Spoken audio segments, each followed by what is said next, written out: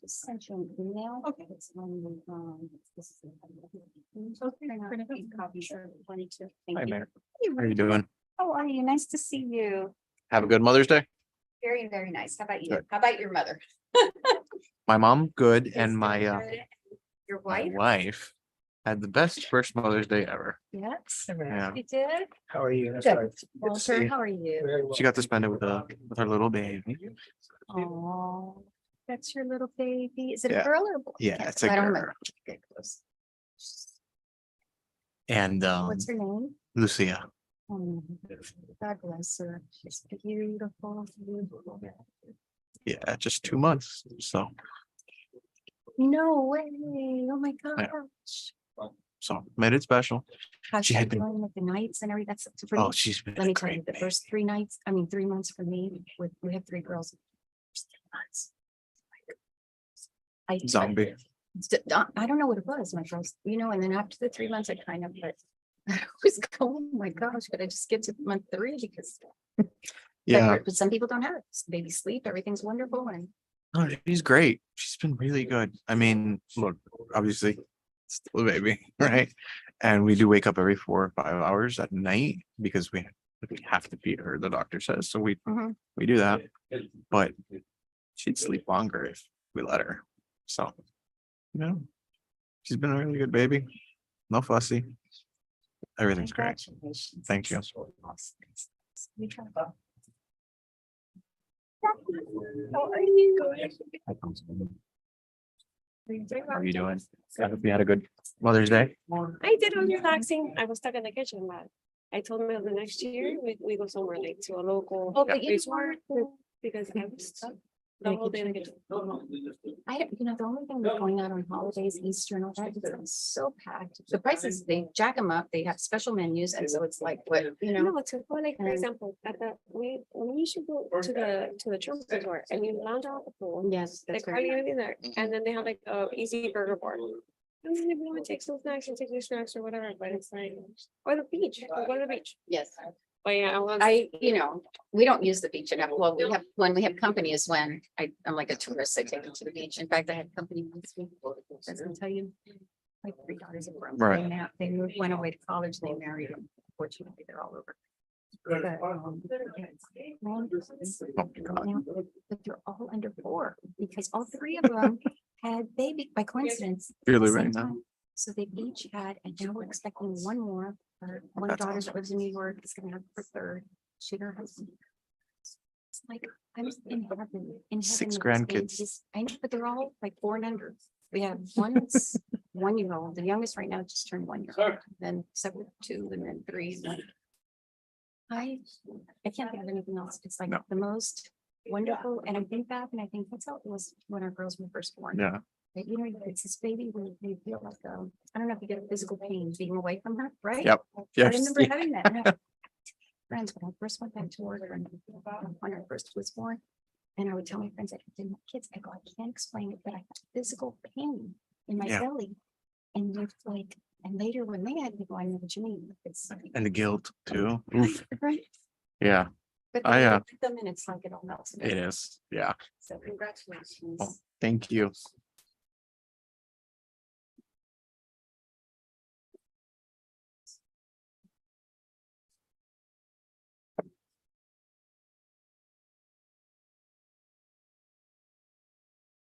Oh, he's counting. I'm counting too. For me. That's crazy.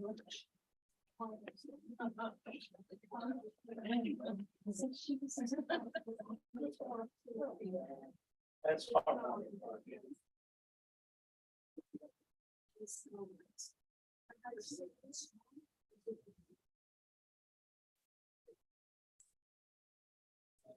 How are you?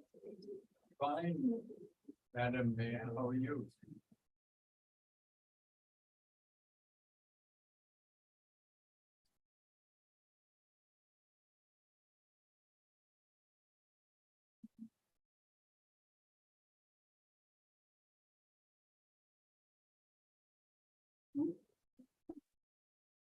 Oh, yes. the parchments, oh.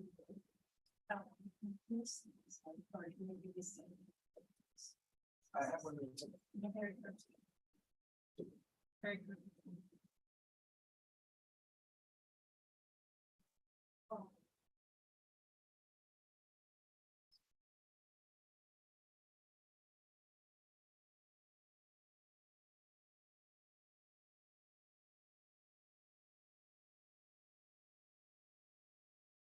Oh, yes.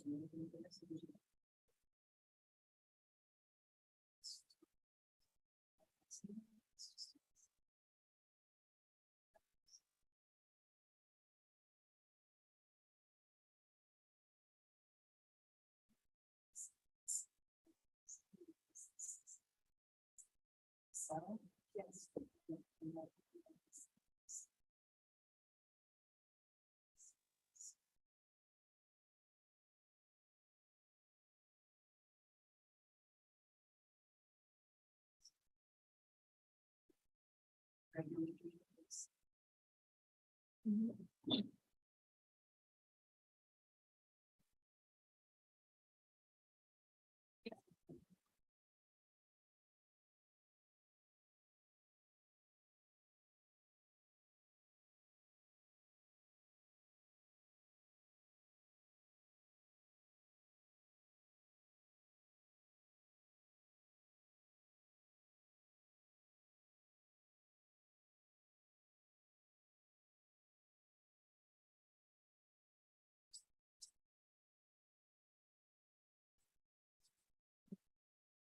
It doesn't have staples? No. Okay, I'll thank you.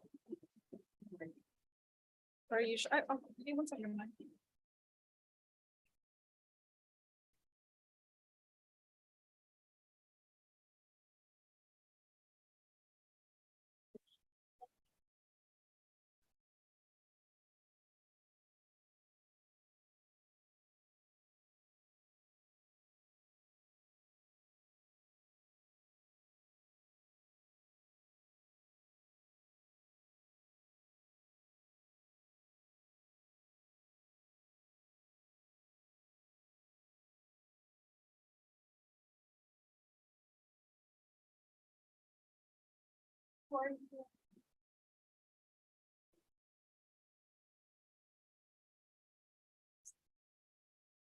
Yes, she's waiting in the lobby right now. His 88th birthday. He left a week ago. She's back in the morning. How does she like teaching the classes? She loves it. Start? The participation keeps increasing every time. Oh my God. It's amazing. I think she was up to 40 or 50 days. And a couple of gentlemen showed up. Yeah. They're gonna have a performance.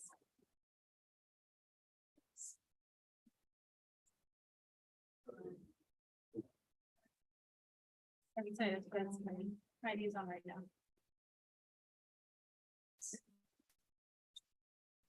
Call the roll, please.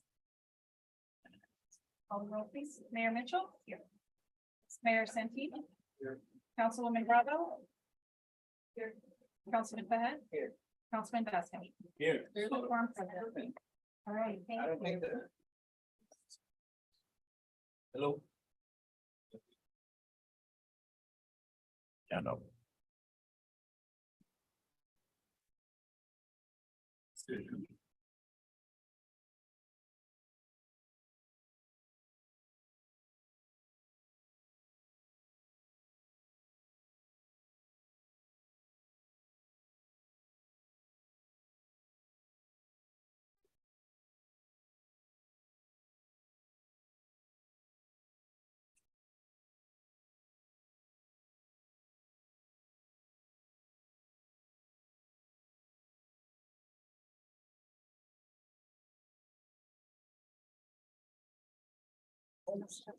One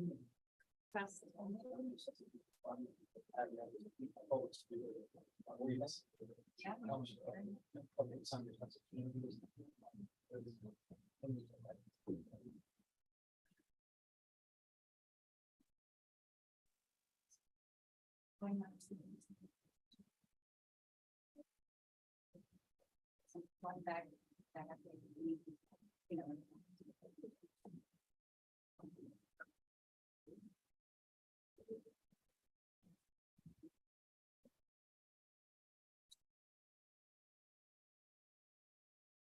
Yeah.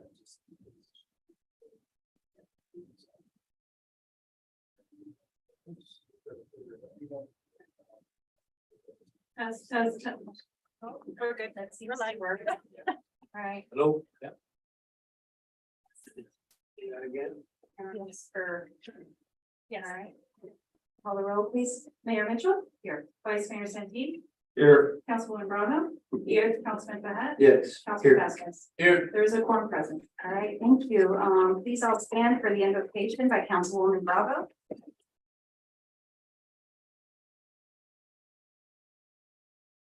Dear God, guide us here today with your wisdom.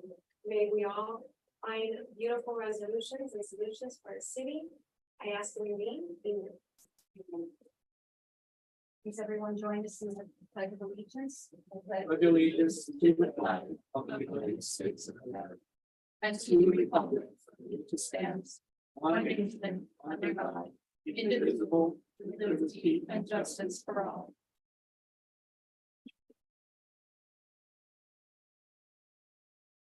Hey, welcome everyone to our city council workshop meeting, Tuesday, May 16th. We'll get started with agenda item 3, which is workshop goals and an update on the current and future projects. Yes, Mayor Council, you'll have in your packet, should have 3 worksheets that we prepared for you. So I wanted to start with the one that's labeled listing of current and proposed city projects payable with ARPA funds. As you can see there, we have the first one on the list is the Prince Field Shades, which will be coming to you at Monday's meeting for approval. So that project, I believe it's not 90, I believe it's 88,000 that is being proposed for that. So that will come Monday to you, so we can get that approved. With next project is the batting cages, which engineering calculations are complete pending determination of available funds in the RPA, and I'll discuss that later on with you. Curtis Parkway pavers, that's plans are being reviewed by Miami-Dade County and approval. That's to increase the parking area on both sides of Curtis Parkway between Circle and the church. We have partially done now. We want to extend that to the end of the street and then do the east side of Curtis Parkway also with pavement. William, and I just want to ask on that, it's going to be like a seamless extension on Correct. the existing side. And then the same on the other side, and just taking advantage of the little median, but not impeding on the green area. Not the green, right. And William, it's not, there's no way for that to be angle parking. Is it would take up too much space? And not only that, also the county will allow. They wouldn't allow it. people Backing back up right like here. here. We Yeah, had that issue with them before on this side. yeah, that's a good point. Thank you. The next one is the Curtis Mansion irrigation system. If you remember, we set aside 40,000 for that. They have issued an RFP and we're still waiting for the result. So that's still pending.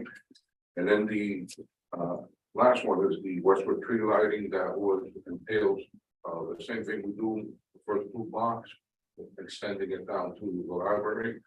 So we got a quote on the electrical on that, which is the most expensive part of it is 36,800. So that should be coming to you. probably in June. That will be just to provide the electrical. And then what we're going to ask is for the business owners to provide the lighting like we've done in the past. So this is to provide electrical, which is something we need for Westwood Drive anyway. If we have fairs there or anything else, we should have the means to have adequate electrical in the median. And then I just want to be clear, that's just the electrical, Panels that we need the electrical outlets in order. and then what we'll do is ask businesses along Westward Drive, like, the Rotary Club volunteered in the past to, or the Charlie Leonard of the Rotary Club got several of the business owners to donate to lighting for that. Then on the bottom of that sheet, you'll see other proposed projects which will depend on the amount of leftover ARPA funds. One is the aquatic center shade area at Kiddie Pool and south side of the pool that we discussed when we were discussing the ARPA funds. That's about 75,000. We discussed Stafford Park walking path with lighting at 250,000. Stafford exercise stations at 100,000. PD Dove fencing and renovating the T-ball fields, that's the most expensive one, that's 200,000. Dog park improvements at 90,000. And then the fifth one I put there as a placeholder is the passive park for recreational improvements that we discussed at Rio Vista. I have a question mark on that because we don't know yet what the plans are for that, so it depends on what we want to do there, what future city manager and Omar get together and decide what type of amenities they want there. Now, right now, talking about ARPA funds, the only thing I'm waiting for, and this brings us into the next sheet, which is listing of current and proposed city projects payable with state, ARPA, and city funds. The first one there is the SRP median, that's ongoing right now. That's due to be completed in August of 2023. As you can see there, that's being paid with 1 million from state funding and 1.2 million from ARPA money. The second project, Oakwood East Drive Stormwater Project. Council, that right now we have issued an ITB for quotes. Or a code of silence for that project. Correct. So, the original and schedule for the second of June, be awarded. We have it tentatively scheduling to come to before council on the second. And the reason we want to wait for that is because the estimate of the project is 7.2 million. However, as happened with SRP, with the South Laurel median, the final cost came in at 2.2 and was originally estimated at close to 3. So it came in lower than we estimated. We're hoping that this one is not going to be 7.2, but in the neighborhood of about 6.2, 6.3. So once we get that, we'll know how much we have left ARPA money to do these other projects on the first page. The next project we have is South Drive. That's at 60% design stage now. That project is $2 million, and that's totally state funding, no city funding. By the way, the Oakwood East Drive, as far as funding, we got 3.5 million from the state. And I have set aside 3.7 million from ARPA fund, but like I said, that number may be reduced to 2.7 million out of ARPA. After South Drive, we have the Hook Square pump. Pending delivery of the pumps, there's a 6-month delay. So we expect that this will be advertised for bidding in June of July 2023. And that's 750,000. And again, that's all state funding, 100% state funding. The golf course renovation that commenced and is anticipated to be completed in October, November of 2023. And again, that project was 3.8 million, and that's the banknote that we just took out. The next one, vulnerability assessment study, and I'll let Tammy handle that one. We'll go lead on that one. So basically, that study is in its first draft form. Jose from Romello Azurville and Partners has met with several of the committee members for the steering committee. And we are pending feedback from each member to that committee as far as their input on the draft study itself. Once we receive those comments, then we will input those comments into the draft study, and then Romello on behalf of the city will submit that final draft to the county for approval. And then we will begin to finalize that study. And that study is important because that will prepare, put the city in a good position in order to apply for future grants in the future for, yes, for any improvements for sea level rise. Let's explain a little more of this, as this is a really critical project long term. What this is based on, and Tammy, you correct me. Go ahead. Governor DeSantis allocated a great deal of money when he first came into office. First time that a governor had done that for resiliency studies for cities throughout Florida, but it mainly applied to coastal. So was it after that? That was the first year, so we couldn't apply for it. After that, he expanded it to all cities in Florida to do resiliency studies of our critical assets, and our critical assets are our police stations, fire stations, city hall.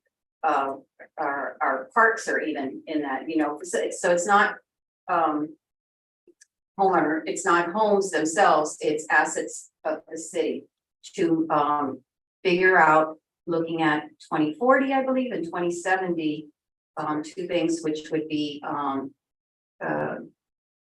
they would be based on a disaster, say, you know, massive hurricane. And the other thing is just based on just sea level rise. You know, the sea level is rising. I mean, whatever you want to attribute it to, it doesn't matter. The fact is we're having that.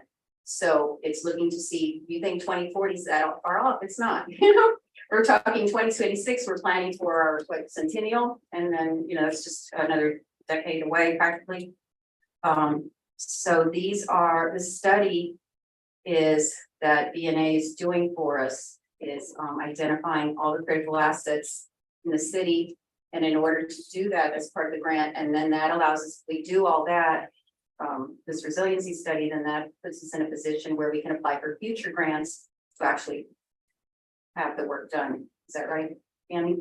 That's exactly correct. So it's an extremely important long-term vision for, you know, for the city's assets. They did some, based on the sea level rise projections that they did, assuming nothing is done. They gave us some pictures of what our city hall would look like in 2047. In 2040 and then 2040. again in 2070. And you need a canoe to get out of front door of city hall because it will be completely, it will be a lake.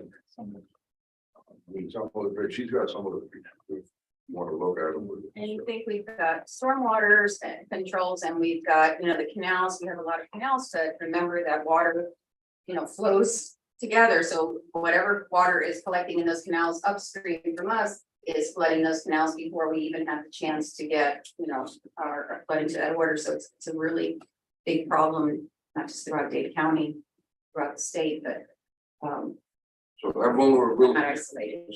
study will cost about $241,000, and again, that's all 100% state funded for that. The next one is ADA access to the Miami Springs Triangle median sign. If you'll notice that most of the work is pending, is completed. We're pending benches that are being donated by the Lions Club. They have them on order, so as soon as they should be coming in shortly. They should. So as they come in, they're going to be installed there.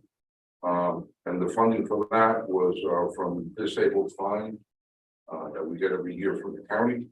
And the Disability Advisory Board approved using those funds for this project. The next one is Yeah, first of all, congratulations.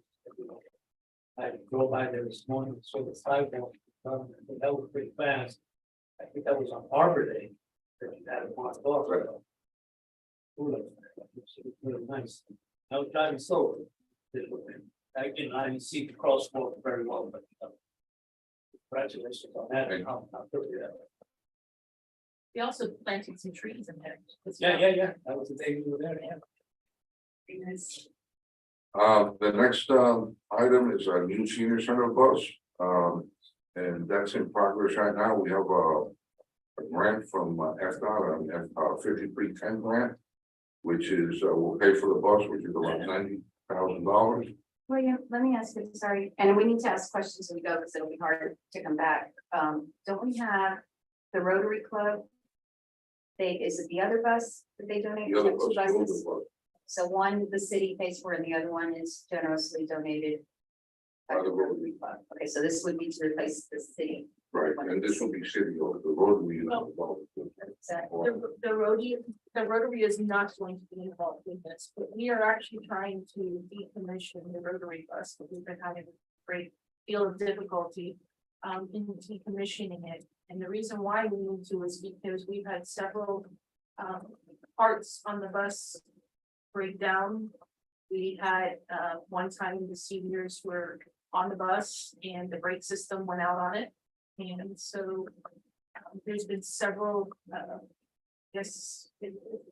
instances where the bus has left been stranded. And it's just and the reason why we cannot decommission it with FDOT is because it's one, not old, the age of it is not defined in their definition of being obsolete. And for two, the miles that is on the bus does not consider it eligible for being decommissioned. So we're having a great deal of difficulty, although we've shown them a track record of all of the repairs we've done to it. As a matter of fact, we're having to put in a couple $1,000 because they require that the bus be painted. There's a portion of it on top of the hood that is a little rusted and damaged, and they're requiring that we paint it. Yes, as part of their agreement, so it's been a great deal of difficulty trying to get that, but do we just use one bus for the senior center? Right now, Tammy Key from the senior center has not wanted to use that bus at all for that reason. Because it did leave the seniors stranded at one point, so as a result, we did apply for a 5310 grant to apply for another bus, so we're hopeful that we will get that funding in order to get a new bus, and she will, and they do have the current, the newer bus that they're using as well, but they'll definitely be able to use it because sometimes they have to take 2 trips for field trips or make it a 2-day field trip in order to do some of the things that the seniors want to do with the bus. So I guess I'm just a little confused with the Rotary. They've been very generous. Most of the bus. So the reason why the Rotary was the one that had to apply for the grant that we got to get that bus. Because they were a nonprofit organization, so they were the ones that had to apply for it on our behalf. So basically, it's a shared use bus by us and Rotary. Through the chair, yes. At any point, can we just exercise the right not to use the bus if we don't want to? Well, we're exercising that right now. However, we still have to be reporting on it because according to FDOT, it's not still a bus that's in use. And we still have to do all of the maintenance that's required under our contract agreement with the grant. And we also have to continue to maintain it at a level that they feel fit for the bus. So they feel that the bus is still usable in its condition, there's no safety issue. And we've tried. Tammy, as a matter of fact, and if you'd like to see it, I can share you the email that we got back from that thought that they was copied on it too. And they basically said, you've already attempted this, I don't know how many times already, and so basically continue recording on it. But the recording requires us to maintain it, even though we're not using it. That's correct. Issues. That is correct. And then we have another bus right now that we're using that spot. We have the one current bus that we're using that is working fine. However, Be the backup to have. there's a little bit of a caveat to that one. Apparently, when we purchased it, this bus seems to be a little bit higher on the ground. So it's a little bit more difficult for seniors to get in and out of the bus. So the next time that we order a new bus, hopefully with this new grant, we're gonna have to really be cautious about that height level for that first step, because apparently we didn't realize that when we had first placed the bus. I mean, they're managing now, but It's definitely a concern. Yeah, Other no, questions? I was thinking about the buses that has that air flow. I don't. Yes. I drive. See, that's yeah.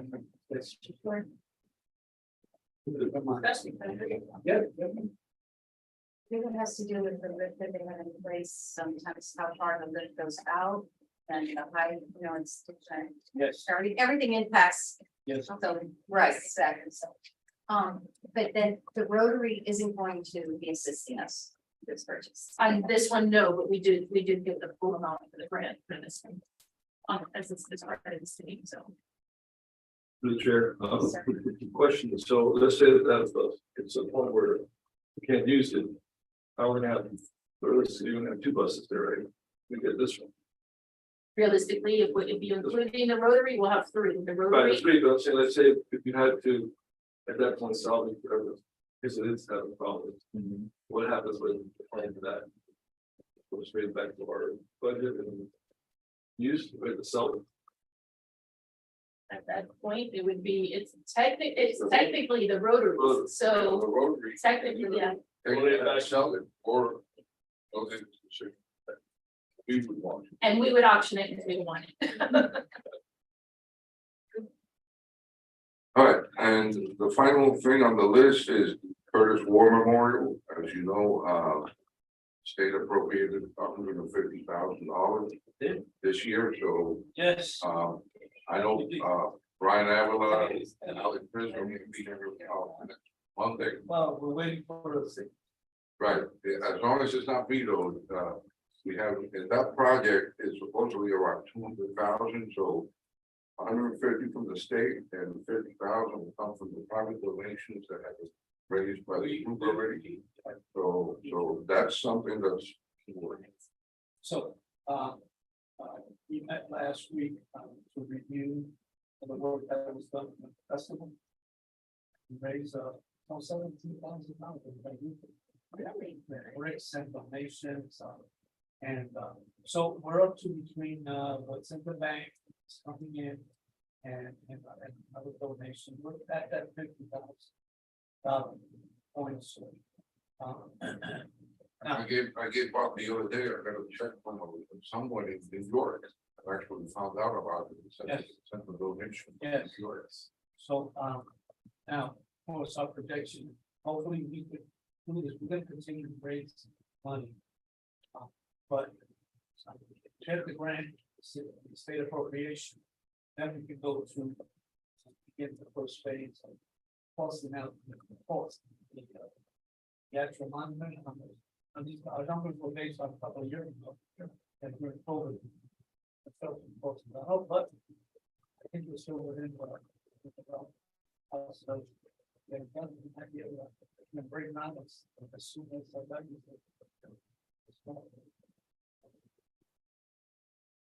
Okay, then we'll go to the next list. Before we go to that, I just wanna, something that came to my attention recently, with the South Rollins Manor project and is the bike lanes. I think, and I don't know if you've seen the same ones that I had seen, but there was a need, on the bike lane, it seemed like we're not making a separate bike lane, because it's the road, but bike lane separately green. I've learned that it's not gonna be painted green, that it's just going to be a bike lane, and I think we all need to be aware of that. I asked Tammy to find out what the cost was, because to me, it looks much nicer green, it identifies it better, so. Tammy had given me this. I just wanted, before we move to the other sections, And I'd like to add a little and bit. if you could just explain, yes, but I asked you to look into it to see what we're talking about with the cost. So really what we're talking about is that bike lane. You've seen some of them that have it green, and it's not a safety issue per se or anything, but it is it's aesthetics and markation. So what Mayor is referring to is the designated bike lane that'll be on the east, going east or west on the north side of South Royal Poinciana Boulevard is the designated bike lane. The rendering that Mayor is referring to did have the green coloring on, that's the designated bike lane. However, I did go back to, we just had a construction meeting. And in order to get that approved, it would take a couple more months added to the project. Why? Because we have to go to Miami-Dade County to have it approved. You would have to go back to FDOT to have it approved. And then we would have the expense of having the green, because it's a mixture that's added into the actual asphalt when they do the milling and paving of the roadway. So we internally had discussed it that when we're ready, as a whole, we could possibly do that citywide for all of our bicycle lanes that are designated around the city. A perfect project, rather than delaying this current project, because not only will it delay it a couple more months, several months, because it'll take at least 2 to 3 months just to go to each of those entities, Miami-Dade County and FDOT. As well as we would also have to ask for an extension on the contract agreement. So we don't want to be at risk at losing any of the funding if they don't. It's funny, where along the way was that taken out, from the diagram that we saw to, Well, really, it was never put in. It was never part of the project. When they did it, I spoke to Jose from Junio, and it was just supposed to be a rendering, it wasn't supposed to be always that green color.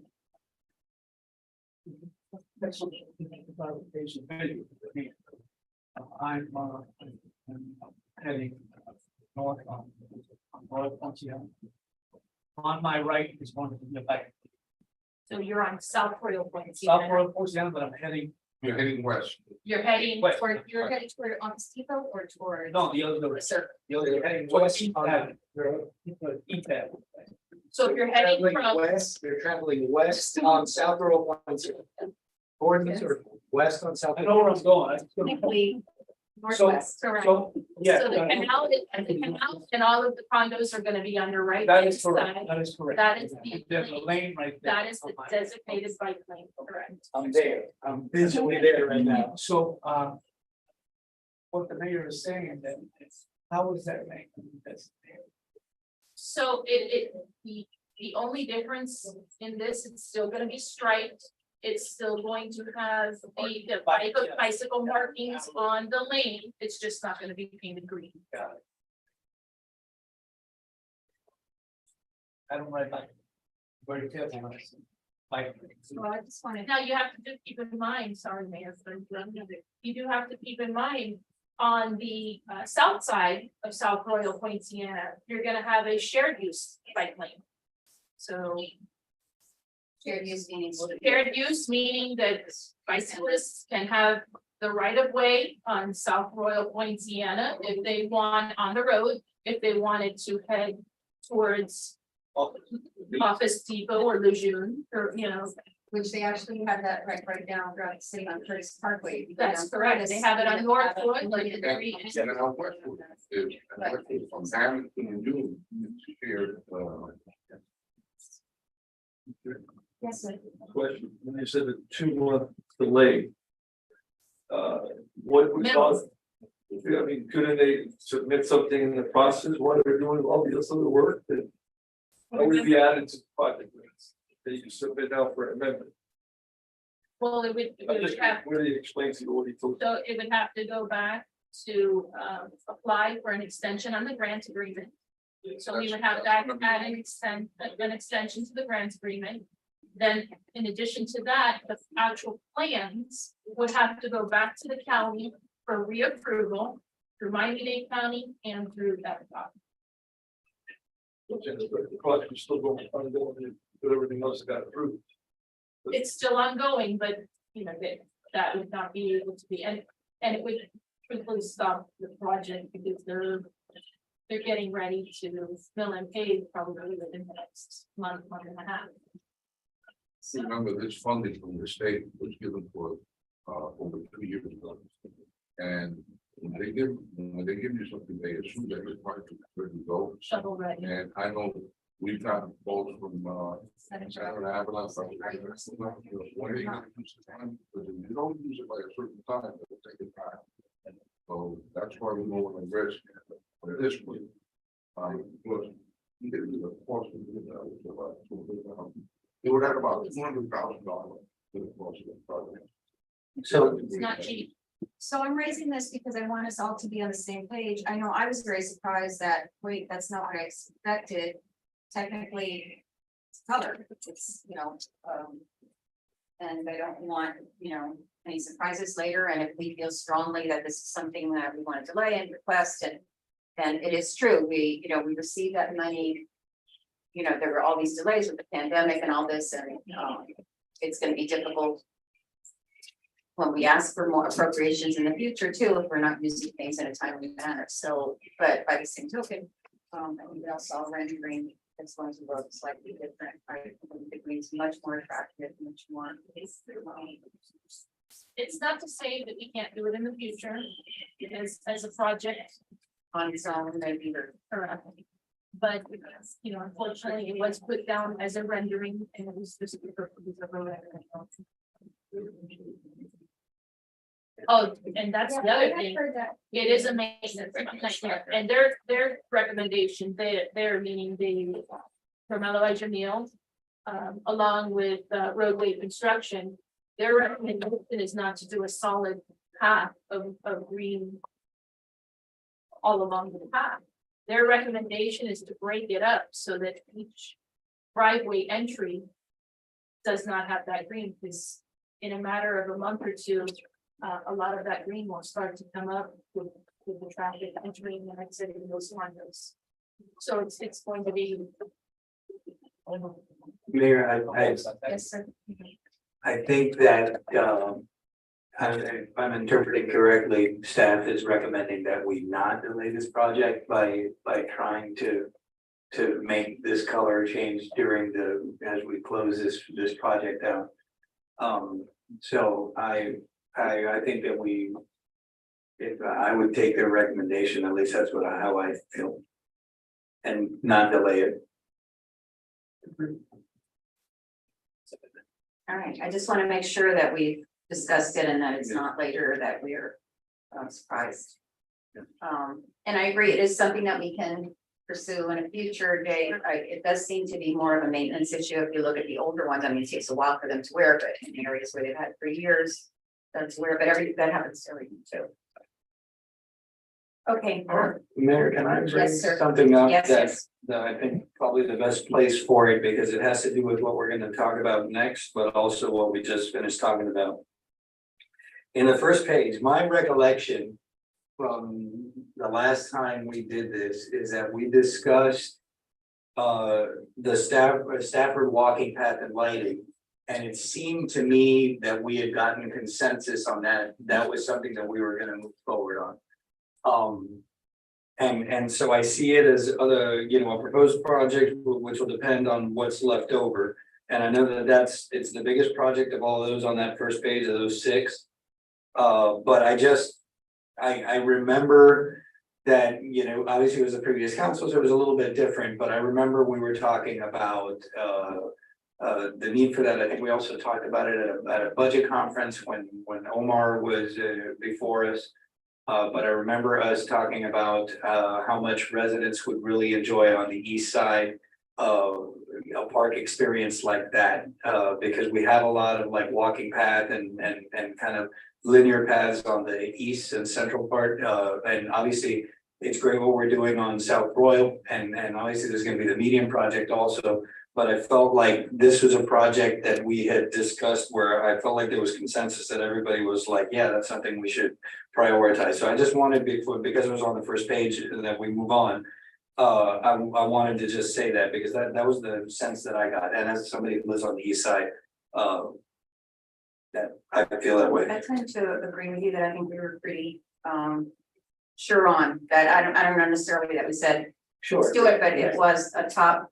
I think what I'm more surprised with is, and all of this, obviously, everything's very fluid because the staff and administration is, dealing with a lot of projects, funding, what's available, we have to, if funding's available for one thing, and that's something we want, we kind of have to address that instead of, holding off so constantly, like everything, things change a bit, but I do think, the Princefield Shades was something that perhaps was more on the back burner with the pool shades, and the Stafford Park was more on the front burner.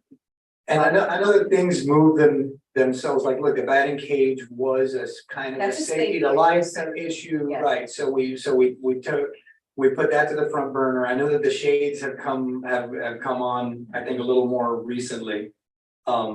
But just as a reminder to everybody and for the benefit of the vice mayor who wasn't here the last time, I just wanted to state for the record that we had a pretty good consensus on trying to do lights or walking path, or maybe even breaking that up if maybe one, I know the lights are really important. A lot of people go there in the evenings. The east side of town uses that park. We have it's a great asset to our city, and we're fixing things all around it. So I just wanted to say that. And then, Mayor, there was one other thing. As we go to we're looking, the next phase is going to be other future city projects. But there was one that kind of I felt I put on a council meeting agenda. And you might remember, Mayor, because you had somebody who was a speaker at the beginning of the meeting that kind of dovetailed with it. But I put on the agenda that we should look into hiring a land use and zoning and land development consulting firm that could talk to us about the 36th Street business corridor and what are some of the regulatory limitations that are imposed on us, I actually spoke to a couple people and looked into learning more, and it sounded like something that made a lot of sense, because these are people that have experience helping to revitalize areas and spur economic. This is what they do, and there's a lot of things in our code and our zoning, and there are regulatory limitations, I think, that we impose on ourselves that are limiting what we can do in terms of economic development. And when I brought that up, you had a gentleman, I think, that presented that you had met, I think, at a conference in Tallahassee, and he had presented something that was very similar, but these are firms that have expertise, that this is what they do, and have a lot of experience of what has and hasn't worked in areas all around us, because I think a lot of municipalities are tackling this kind of stuff. And I remember that we kind of had consensus that we were going to look into it, like what could it cost, what could this look like, and it never came. And obviously things jump onto the front burner. But now, as I'm looking at this, like I don't see it, not even in the future city projects that I'm sure this is going to take some while. I think perhaps, and I agree, and the gentleman that I had to speak was about marketing city. Because he's Right. doing, their firm Right. does, along with a lot of other things, it's quite a big firm. Is one of the things that they do is help market cities, and he gave us an example of marketing of, I think, Hollywood or Lauderdale even, I'm not sure, and it's something definitely that I don't think, we don't market our city, we have so many, outstanding, what would I say, assets, that other cities can't claim, that we bordered the Miami International Airport, that we're centrally located in the center of the city, that we're a nice place to live. I mean, there's just, too many to name, and we don't market that. We kind of know it, but, so I think, Councilman, and I do agree, I don't know that we went much further than just saying it was a kind of a nice thing to do, but you remember requesting like a, Yeah, that when we had the discussion, and listen, I would be okay with us having a quick discussion right now in terms of like what everybody on the dais feels about it. well, I think that was what I was gonna say. Councilman? The best place for that would have been, and we can still add it, is where we've each put in our things, our items that we submitted, our items that aren't Right. necessarily, these are projects that are ongoing right now or future projects with their big covering. So this We would can bring be, it back again. or we can just add it here. I mean, Mayor and council? Go ahead. Hi, good evening. It's Heidi. I think just to cut to the chase on this one, I do know that Councilman Fahad had requested that, and there was consensus from council, and I believe that Tammy and William have been reaching out to potential firms so that we can have this type of information available for you as we go into the budget season, so that you can know what those types of visioning and zoning or, you know, planning discussions are going to cost. So I think that information will be more readily available, Tammy and William, I think next month or the following. I So know Tammy, for sure during so- budget season. So Heidi, from what you're saying, actually, this could be added to, say, current administration work ongoing or Correct. parking or other feature. It's not really a project yet, because we haven't necessarily defined it as a project, but That makes sense. current administration work, and let's add it, let's put a number there. I think So- that I think as I look at this briefly on current administration work, I know that there is so much more that the administration is doing than what's just listed here. But I think that one of those things is following up on just the overall land use and planning visioning, whether we call it a land use and planning vision, or whether you look at it under number 11 of future city projects, whether, you know, it's a zoning and land use strategic plan or otherwise, that is something that is being Let's, worked okay, on. let's identify it though and put it under one of these two as an added number, so that when we make the minutes to this meeting, that it's on there. If you remember that we had a consensus on it, I remember discussing it, but I thought it was kind of a broad thing, but you know, I think it's important enough, and I think it's very, you know, to put it under one of these as I would an put itemized it number. under current administration work Okay, going on. I believe Councilman Fahad that in June there will be a discussion. Yes. On planning and. planning Planning, and okay. what you're Yeah. addressing. So, you know, I originally thought that it would be during budget season. Yeah. The workshops of August, you can think about a long term. But I think in June you'll have something on your agenda. I tried to get to address Great. your concern. Okay, so let's just give it a name so we all kind of agree on Through it. the chair. Place my, I remember what we discussed, and I remember seeing, talking about a urban planning development firm to come in and see how they could maximize the highest and best use for Northwest 36th Street. Is that what you're? Yeah. Yes, yes, absolutely. And I think that's why I interjected now, because I do see that there are several items on this agenda that in one way or another touch upon that topic. So broadly speaking, I know Councilman Bravo, you have a couple of items that relate to that. But just in broad strokes, from everything from, you know, even how you market the city. And I see that Councilman Vasquez also has long-term visioning and strategic goals. All of these things, I think, are heavily influenced by your land use and zoning. And so I think that when you, I think I defer to Tammy and William on how it's scheduled in the council, but I think that ultimately you are going to have a discussion with that land use and planning consultant who will help guide you through that visioning process.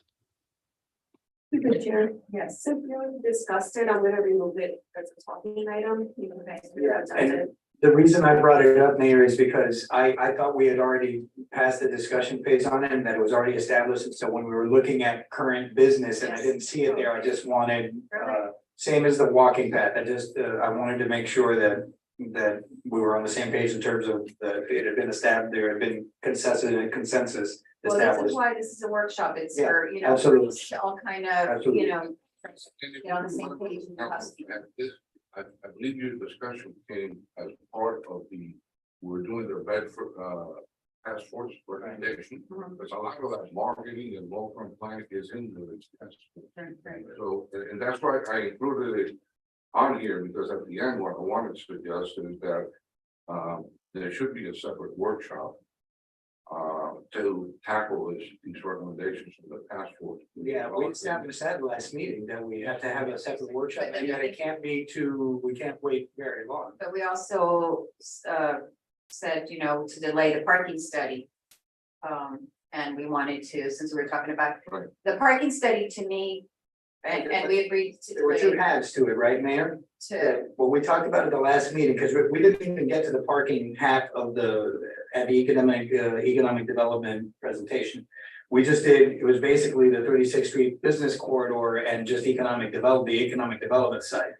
And there were lots of recommendations, so at the last meeting, we talked about, like, you know, we extended the parking study for the parking part, but let's get this off the table, because I remember being in that presentation, being like, oh, this is actionable, this is right, good idea, this can happen like right now. I didn't want to keep, you know, I didn't want it to be out of sight, out of mind. There was a lot of stuff there, I remember. And so I feel like we need to meet about that sooner rather than well, I later. think we need to continue the workshop. I have a note here to bring it up, the Business and Economic Development Recommendations Workshop as to, you know, because that needs to be a workshop on its own to For do sure. that. For sure. But we'll discuss the date for the workshop, but my understanding was, since the next part was the central business district, and we ordered a parking study, and it was brought up to delay the parking study instead of spend. Look, the parking study, no matter, my position is, my thoughts on this position, I'm, you know, you can look at it several ways, but whatever goes into that area, it might be there now, it may not be there next year. So really, the parking study is done based on, you know, the types of things that are anticipated to be there, you know, because. And I have no problem with waiting to see what goes up there, but we gotta understand, that's not necessarily what'll be there a year later. You know, and it may be a totally different, you know, that now it's this kind of shop, and then it's this kind of restaurant, now it's takeout and all. But, you know, we decided to wait for the parking study. We'll decide, let's do this at the end of the meeting, is decide with the next workshop to continue with the business and economic development. Recommendations, or right now, we're heading into the summer. I know one of the reasons we didn't have, or at least I didn't suggest that we have the workforce, is we were having the election. So there was really no reason to have an election without including whoever was going to be on the new council. I mean, no reason to have the next meeting without including whoever going to be on the next council, but we're there now, so. But Mayor, should we just direct staff to try to, because you know, scheduling Schedule, yeah. is a process. Let's go ahead and I do mean, that. I think we can just ask Erica to schedule it. The workshop, Yeah, I mean, we don't the need, sooner the better. we don't need in July, Yeah. so June, June. August is for budget workshop. June. Okay. Preferably first half of June, Okay. because I'm gonna be. I'm gonna be out the beginning, you'll figure, I'll be out the first week and the last week, so Yeah. you'll figure it out, but I'll be here for all the meetings. Well, you'll be here for the June 26th meeting. Yes. Is I may not be here. that 26 or 22? Sure. It's May 22, June Oh, geez, 26. I remember What's that meeting? our second meeting of the The month. second meeting of last council for the. Oh, Erica, you get with us on that, yeah, I know that's always hard to coordinate everyone's schedules. I just quickly wanted to touch on the head's first point of the walking path, the Stafford walking path lighting. Just remember, as William mentioned, if we can save on the solicitation when they come in, the projects come in, and we're hopefully under under budget on that project, we'll hopefully save $1 million there.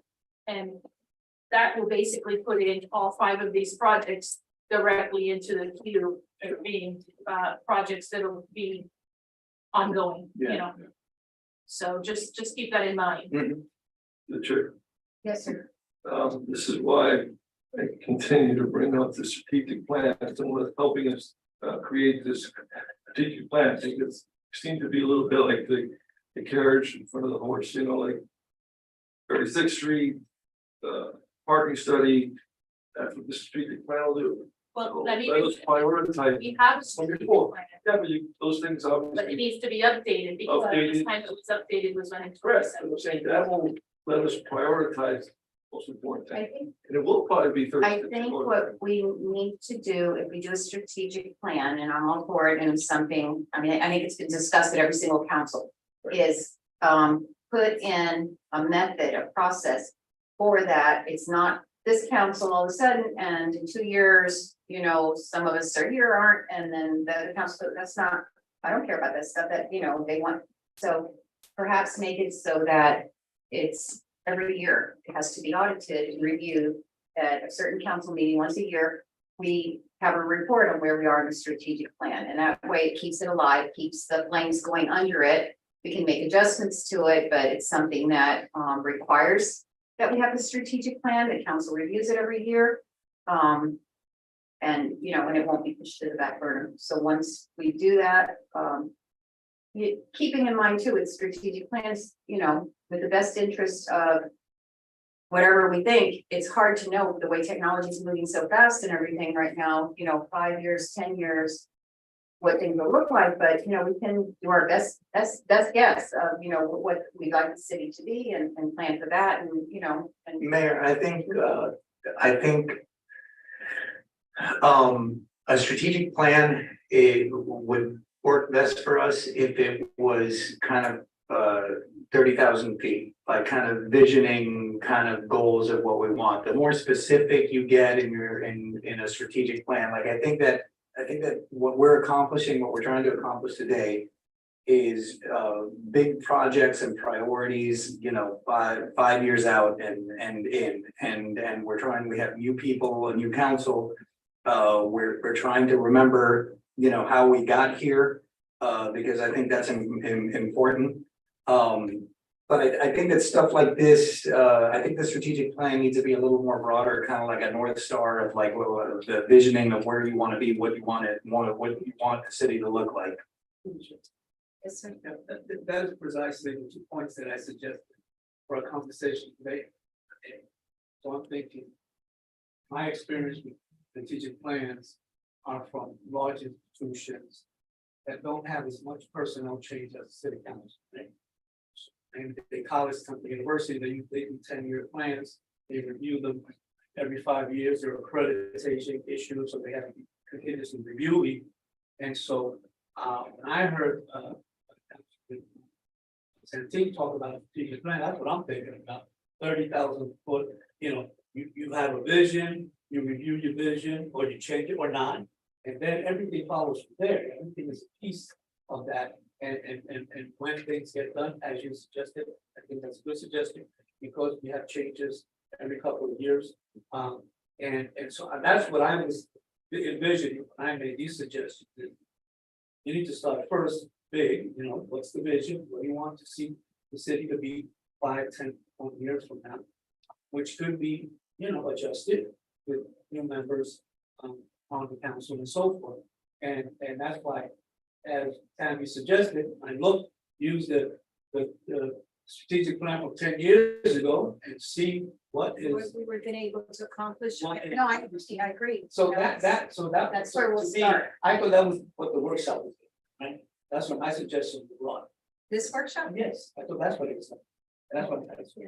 No, I think what we discussed was what Councilman Behet said is a review of updating the projects and works. We've got a lot of projects and work, Yes. where we are, which ones are about to be completed, which ones are starting, which ones are funded but not started, you know, and there's a lot of that going, and then also. And that precedes the budget process. Yes. Like that has to, this is important as we get into the budget process. And then other things is, because we're getting ready for the budget process, also things that each of us would like to do that maybe not a cost directly, but there's always an indirect cost in staff time and resources, and you know, there's only, we have limited staff, so if we're directing them to do this, that means, you know, that there's other things, and that's on top of their regular responsibilities, you know, that they all have to do, all the departments to provide services to our residents, which is their primary ongoing responsibility, despite whatever, you know, we come up here, so. So on that sort of thing,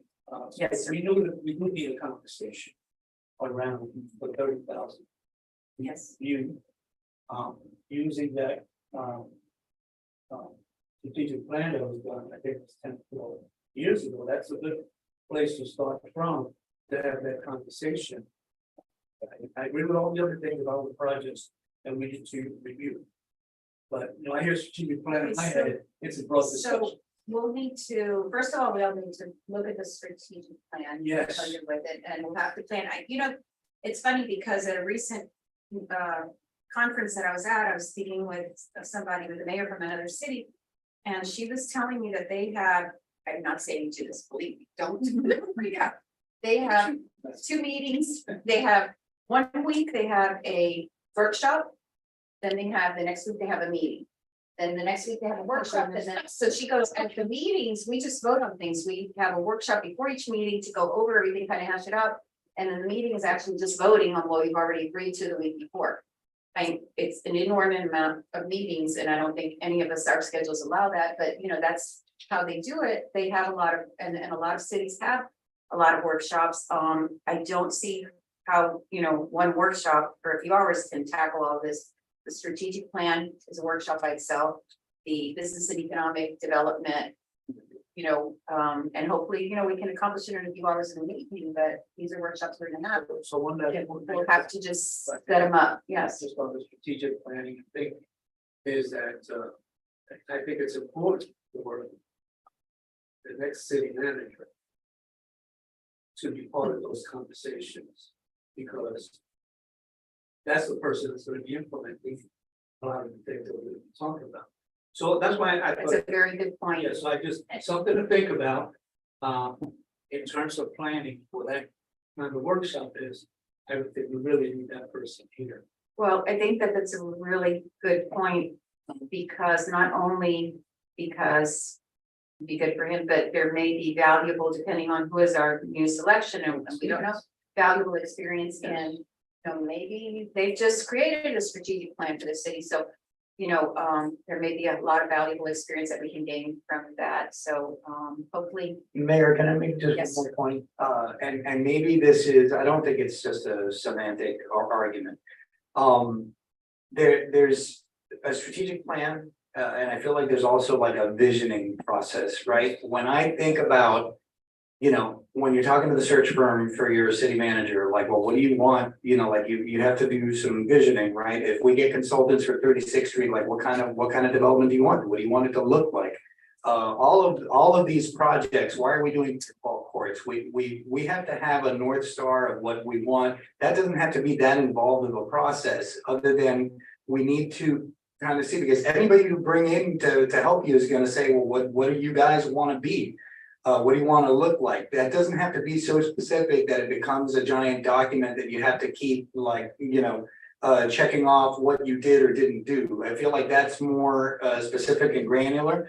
I think that we'd be best served by just thinking about a vision of what we want things to look like, and then make sure that all these things we do, like, hey, is that serving? It's something more broad and easier to is this getting us where we want, how we want to be in terms of the vision we have? And I think that that'll be really useful, because everything kind of will point towards that.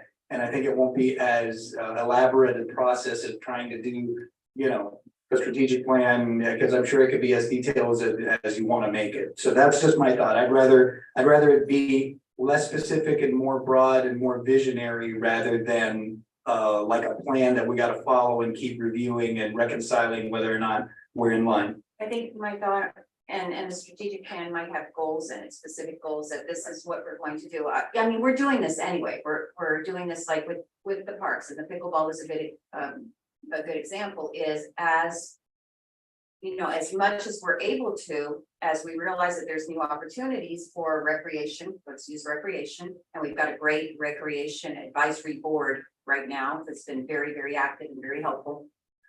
As new opportunities come up, we evaluate them, and if it's possible, we do it. If it's something we can do, we're not saying let's do it in 5 years. It's something doable, and I think the pickleball is a great example of that. It's something that's come to us. You've heard it. It's something that is hot right now. Residents want it, and it was doable. It wasn't an inordinate amount of funding or resources. So we have to have that flexibility, to always be able to do that. But then there's other things that we have to have the vision, like you said. and we've always had kind of that vision. We know our residents want to keep the charm of Miami Springs. They want to keep things the way they are, but they also want things to change and improve. And we all do. So, it's kind of that vision. We know that the downtown Northwest 36th Street corridor, how many discussions of improving business and all that? That's been pretty consistent. Improving business in downtown, in the Northwest 36th Street corridor, improving the Northwest 36th Street corridor. These are constantly, basically, they keep coming up because they are our North Star, things we want to do. So let's do this with the strategic plan. Let's get a copy, please, for all of us. Let's review it, make notes. We'll set up a workshop to go over it. We'll say what we like, what we don't like. Hopefully, like you said, strategic plans, can be very general, and there may not be a whole lot of, work involved in coming up with that. I think your suggestion of having our, whoever happens to be the new city manager involved just makes sense. Right? Instead of just handing them a document and, they're not involved with the process when they're the ones that when we're so close. This is something that's going to be happening very, very soon. So, these are all things, but let's get started by looking at what we have. And the other thing and then I'll let you, Councilor Vasquez, is that historically throughout the city, when you look back at the things, studies have been done, plans have been made. The problem seems to be very often that with two very big plans that were made for North, for the Westward Drive business area, is that residents did not want that. So you have a consultant come in and say, you should do this and this and this, and they're good ideas, but we're also responsible to our residents to providing the vision they want, not necessarily what's happening in other cities. And I think that's what's happened with plans in the past. So, and we can do as many studies as we want. We can have as many visions as we want. We can update the strategic plan. It all comes down to funding, budgets. yes, Are we prepared during budget now, because we're in budgeting now, to follow budget, through to follow through with all of these? recommendations. If not, let's Exactly. wait If not, then- until, it's nice to know, but so and you these are guys all, keep referring to a city, the new city manager. I'm not sure that we're gonna have the full city manager come until probably July and August right now. So, just keep that in mind, because if we're trying to do things now and work through not delaying any further, we have to look at So that as well. let's So get back on target. And I know prepared. Councilman Vasquez, you want Yeah. to say something? Yeah. And Councilwoman Bravo, but I want to get back on target of the strategic plan. We're gonna look at it, that'll be But another can I shop. bring something up related to? Yes, but let me let Councilman Vasquez first because he wants to So- talk.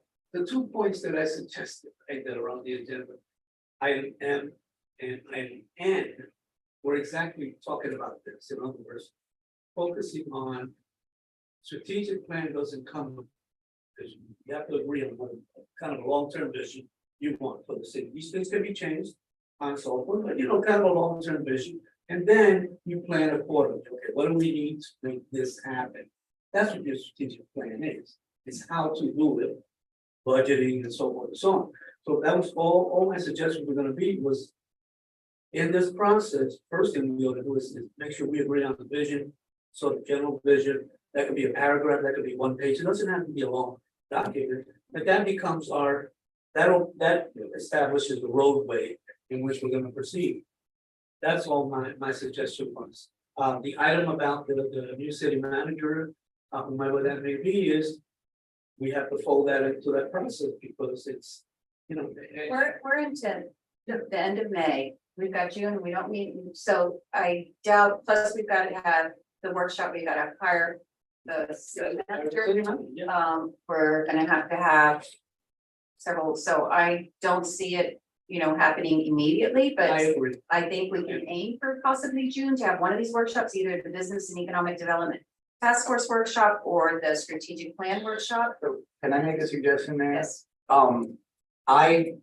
I personally believe the economic task force workshop should be first.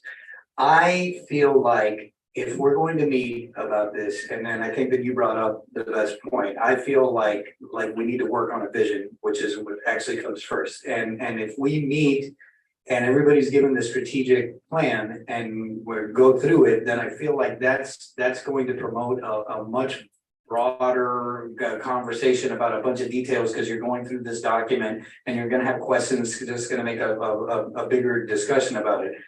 We should use it as a resource. Hey, here's a strategic plan, but we should have a protocol that, hey, we're gonna meet and in an hour and a half, we're going to come up with a vision. Right, and like use the strategic plan as a resource, but I really don't feel like we should tackle going through the entire strategic plan and having a discussion about it. I feel like we need something more broad and kind of be like a vision. No, I think what we need to know is what we've had in the past, and it wasn't that long ago. What was it, 10 years ago, 12 years ago? Basically in 2017 was when it came into fruition, 2012. No, 2012. I was gonna say, because I started in 2017 and I never even heard of it, that we had it. But I think that we should all So- go through that large No, go through, document, that's all I'm saying. I'm not saying, but we should meet about a much more, but let broad. me ask you this, you just said something, if we have to have that vision, and I want to get back to this, so then we're gonna go forward with the workshop. We'll need to direct Erica as to whether our next workshop is going to be the business and economic development task force. I believe the strategic plan should be, if that's our vision, because keep in mind, the business and economic development task force was something we created for a year with members to give us their recommendations, and their recommendations were, they didn't even have the same advisory members on the task force. You know, some of them were there a few months, some of them were there a few more months, a few were more there the whole time. So these are recommendations to us, but for us to act on those recommendations, if I think the first thing would be to come up with that vision. So Can I let's make a do that, recommendation? and then when we review the business and economic development task force for the downtown business corridor, which is what's left, we can make sure that as we review those things, that they're in alignment with the vision that we established and the strategic plan that we established. Yes, Well, my recommendation was gonna be obviously to share the strategic plan book with each of you. yes, And, you know, each of you can redline it, go through it, and hopefully we can have it as a discussion item at our next council meeting, so it's something that we can vote on whether or not we want to update it or not. Through the chair, Because so. then it can be a vote, through the at a chair, workshop, it can't be. I just went to the book review. There's not a lot really to see there, and it's basically bullet points of things that we are constantly talking about, especially 36th Street. As far as the strategic plan, I'd be more than willing to have a workshop, but I really think that we need to emphasize the importance of having a localized, not workshop, but maybe if we can get consensus to some sort of engaging with some, urban planning development professionals and firms that can give us a vision for Northwest 36th Street, because I am not a professional.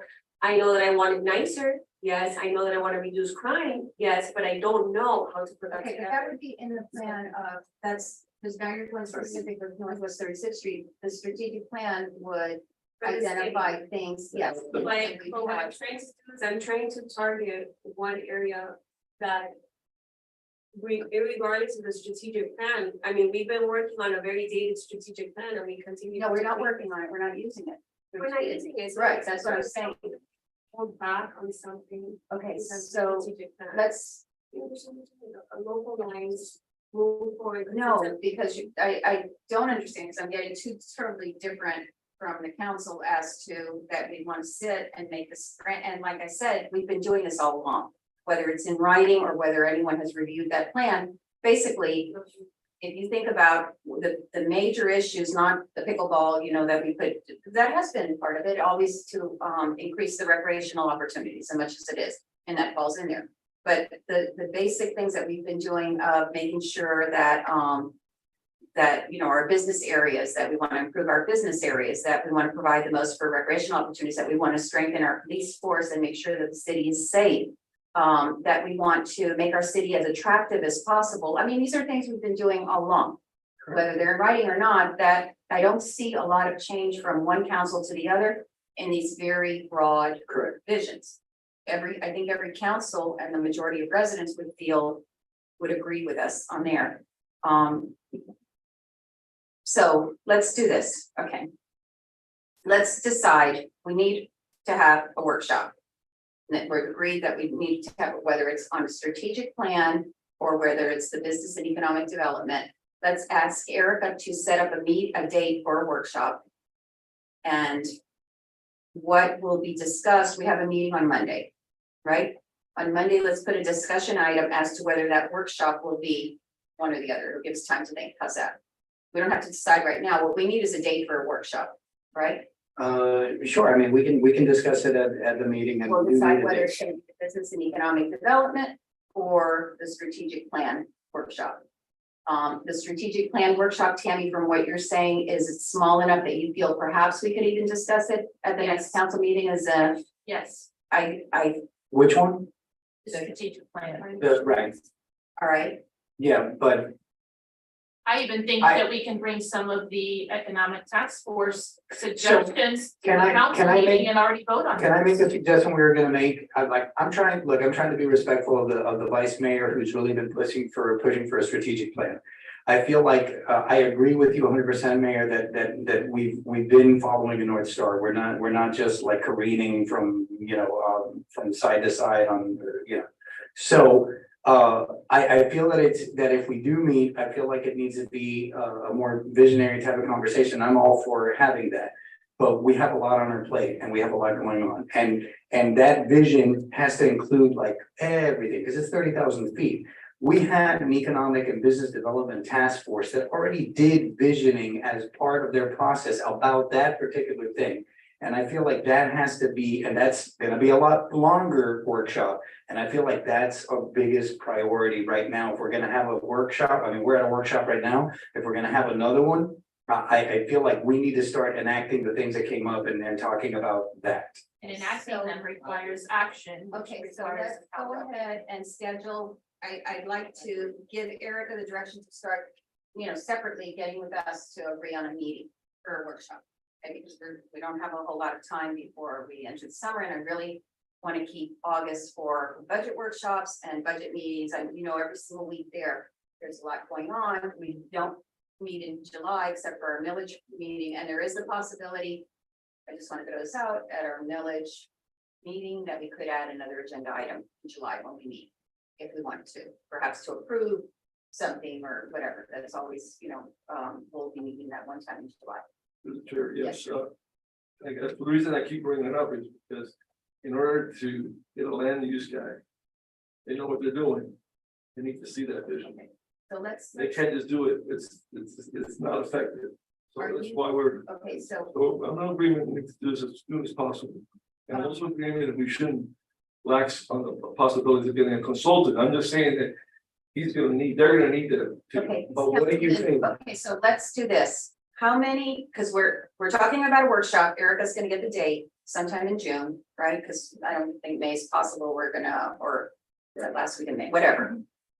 So I'm hearing two things, and I'm really okay with either one. I think probably the strategic plan makes more sense to do that first and get that out of the way, but Can we gauge the okay. consensus, Mayor? Can we? Yeah, well, that's what I was gonna say. As far as the topic, which is what I was thinking, is we'll leave that for next Monday as to the actual topic and just get Erica working on a workshop. But we could go ahead and decide now. Would you rather, the first workshop that we have after this, would you rather it be strategic plan or business? Can I ask council a question? I mean, is it your intention to do the strategic plan yourselves or to hire someone to come in and help you through it? Because when we did that original one, it involved not only workshops, but we had resident public input, we had surveys done, and this happened over a period of a couple of months. Well, I think And that's, that person came in and met with council and came to a council meeting so that council could express to them what their vision was. And that's how this was based, so. I think If that we're gonna this, have a workshop on the strategic plan, what exactly are we going to discuss at that workshop? And I think, Mayor, to honor, okay, in the spirit of what, anything we go to do like this, that's a big thing, you have to have consensus, you have to have input, you have to do a lot of thinking, you have to turn it upside down. To honor Mark and the Economic Development Task Force and everything, they went through that entire process. And there needs to be action on the things that we agree with, that we've already found a lot of like that cannot wait. the low hanging fruit. Yeah, that's already, they went through that process. We need to put that into action as soon as possible to honor them for what they came up with. So that's why I'm in favor of that being the next workshop. And I would like to say to that, and while I highly respect that they put in that time, again, it's recommendations from a group that met once a year, but not even together the whole year. I was attending the meetings, so they're recommendations. Sure. They are not like written and we have to, just like all recommendations from our boards are recommendations to us, but we have to look at the boards because obviously there's a lot of issues. Budgeting is one, staff resources, but But staff that might, so we need. came up with recommendations along with those. We had a Right, whole but- meeting about it. But is that going to, we're back to what comes first. We establish the vision with the strategic plan. And so let's take a vote, because I really am okay with either one. I think we need a workshop and we'll do one or the other. William, to your question with the strategic plan, the workshop is just going to be deciding how we want to go forward, talking about it more, talking about the vision. I don't know that we'll be able to create it unless this one is so good that we can kind of update it and, I don't think so. okay. So let's do this. Let's take a vote. All you have to do is tell me one or the other. The next workshop, do you want it to be the strategic plan or the business and economic development? Strategic plan. Councilwoman? I'm leaning to the economic development plan because I think that that's going to touch a lot on how to structure our strategic. Okay. That's why I'm saying, what can it be talking to? Because I don't know, I wanted. Well, sorry, economic development. Okay, so you want the business and economic development to review that? Okay, Business and economic development. okay, Oh, just kind of caveat that strategic plan is something that's gonna take us more time. We should be looking for towards the fall after we get that short, after the budget is done. okay. Because that process will. All right. For the record, I think the strategic plan should go first, but like I said, I have no problem. So 3-2, we'll do the workshop with the business and economic development task force. Okay. Now let's go forward. I guess one last thing before we leave all these projects that are sort of going is that the one with the Prince Mayor, Field. Tammy, one. I just Yeah, I'm wonder, sorry, we want to Tammy. be here, are we gonna rehash what we had already talked about, or are we gonna discuss the other items that we never got to that? Right, the other items. No, we haven't got to. No, the other items are parking items. Parking items, This, so. this right here Just wanna be is what we clear. need. If you guys remember, everything that was in red was where city staff and our planner and the city manager.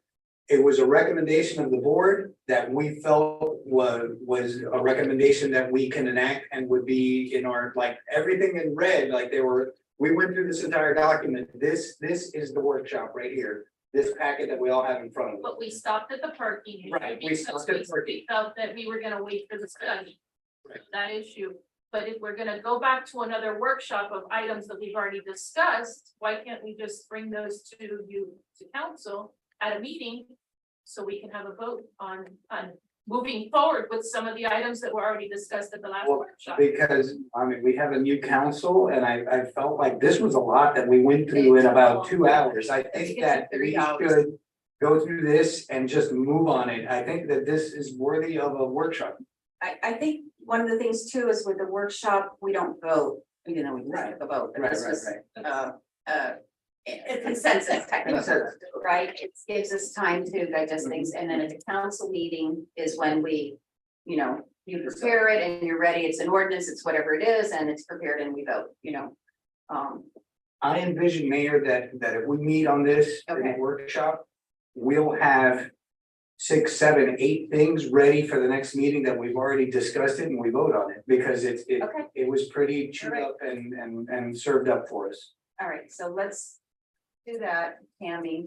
It'll be, A rehash of what we had talked about at the last. That's what I'm understanding, or can we bring an item to council at a council meeting and say, this was what was discussed at the workshop? Yay or nay, do you want to move forward with this item? If So- so, are we prepared to budget for a consulting company to work on the Northwest this 36th was- Street District corridor? But this was a presentation of all the findings, okay? All the findings were discussed. The city staff went through those findings and had recommendations. Some of the recommendations, like if we read through this document, there's some that are like, hey, we could do this right now. There are some like, this seems like something we could work on. I mean, this wasn't decided like this. We didn't leave there saying, okay, this is what we all have to do. Like, this has to be now discussed and prioritized. But this is a wonderful start. This is ready for us to get things done. I feel I have to go through it as a new council. Well, the bottom line is on the workshop, what you're going to determine, most of the recommendations that we went through at the workshop in February have to deal with changes to the code for Norfolk 36.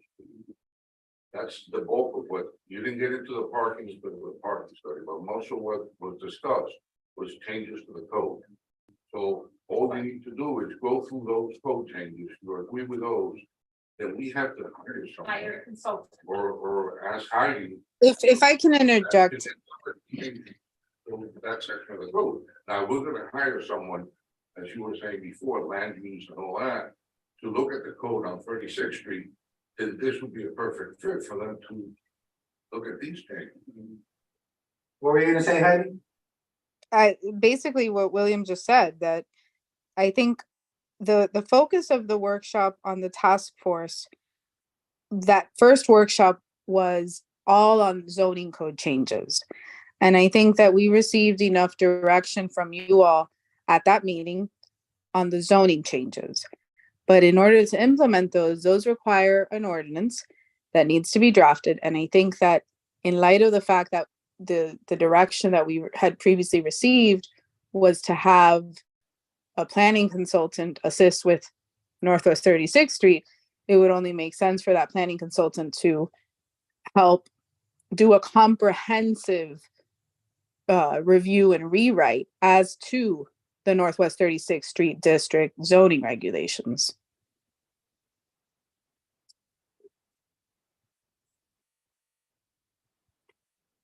so if I, Separate and apart, you could have all of the other things that are in the task force's recommendations. That's fine. And now look, I'm not saying that you can't do those zoning changes without a consultant. There's certain things that we're happy to revise, and we, my office can certainly assist in drafting some of that. But I think that when you're from what I'm hearing from council, you're trying to do a more holistic approach. And I that's not to discount what the task force has done at all. Please do not misunderstand what I'm saying. But I think that you want to do like a heavy dive into that district. If you want to focus and you tell me, Heidi, we just want to implement those zoning code changes and we'll do the holistic approach separately, we can do that. That's fine.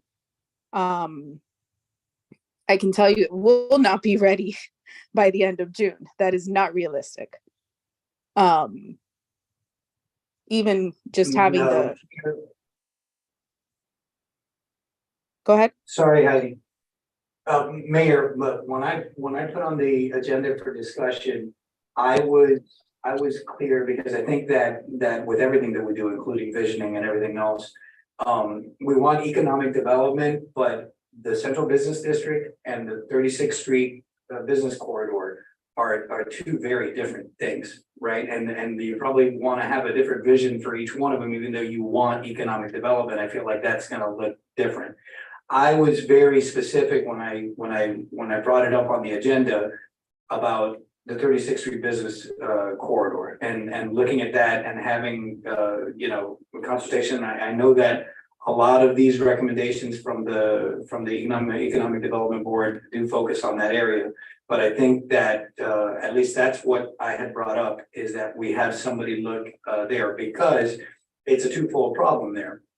We have, not only do we not have what we want, like in terms of vision, we have something that's like the antithesis of that, because we have like some areas that are more blighted, and then we have crime, and we have we need to get 36th Street fixed, because it's you know, I feel like it's a big priority, even compared to the Central Business District. We have our own things that we're dealing with here, but we're not happy with the outcomes we're getting from that business corridor.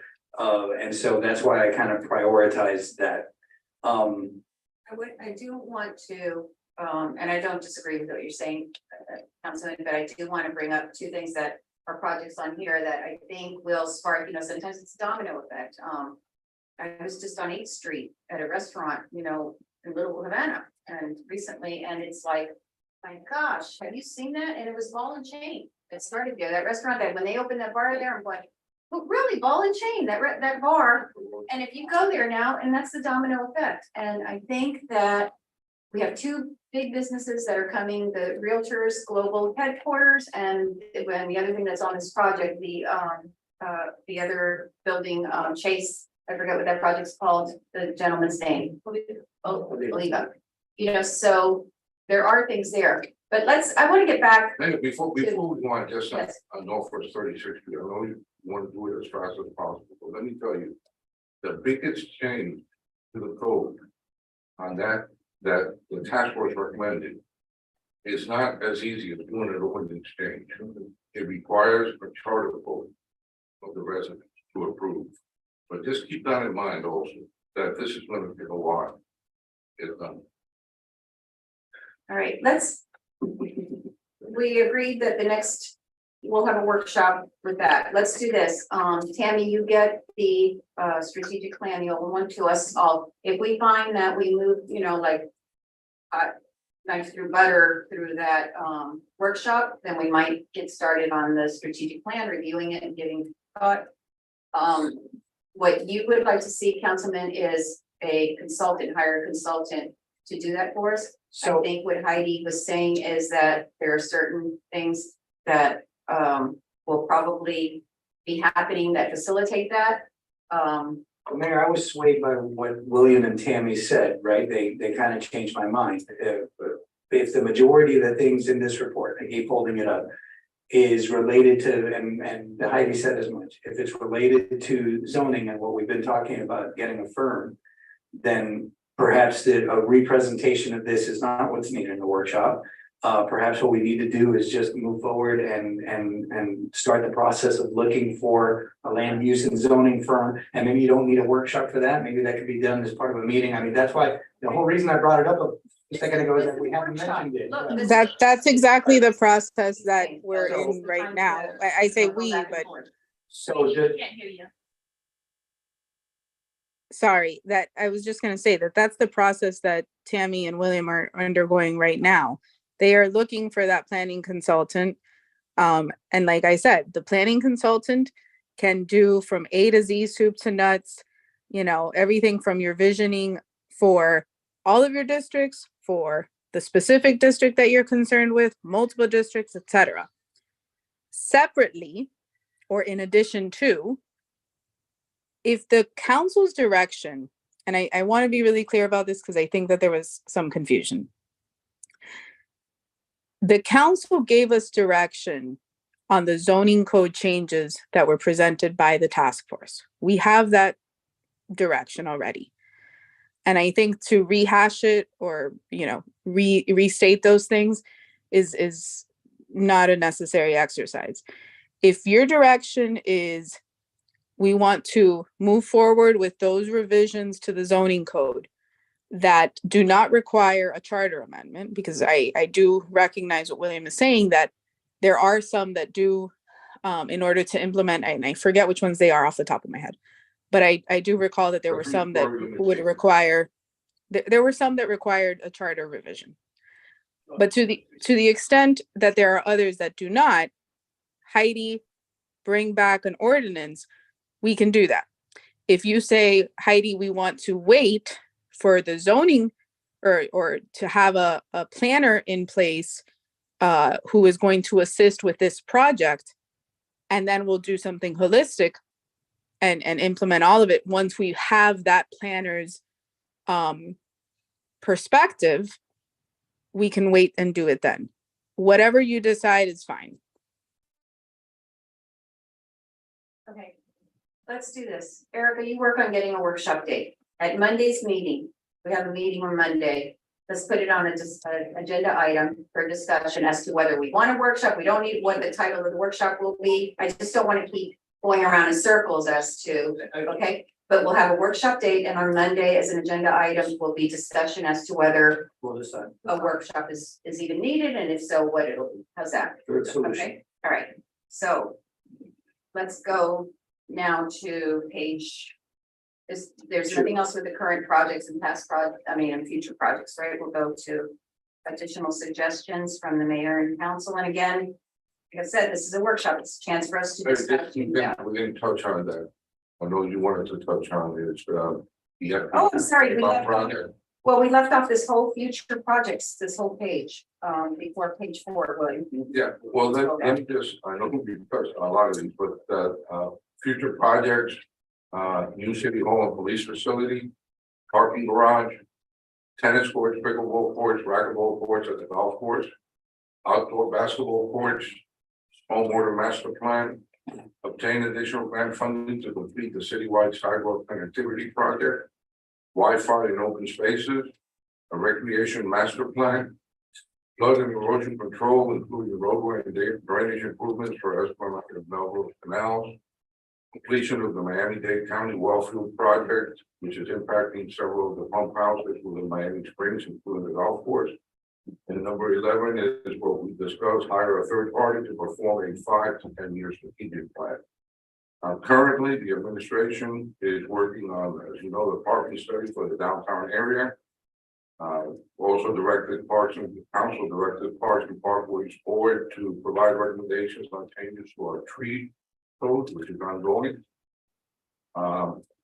Coming up, negotiations with the FOP on a new police contract. Current contract expires in September 30th of 23. So it's coming up in June and July.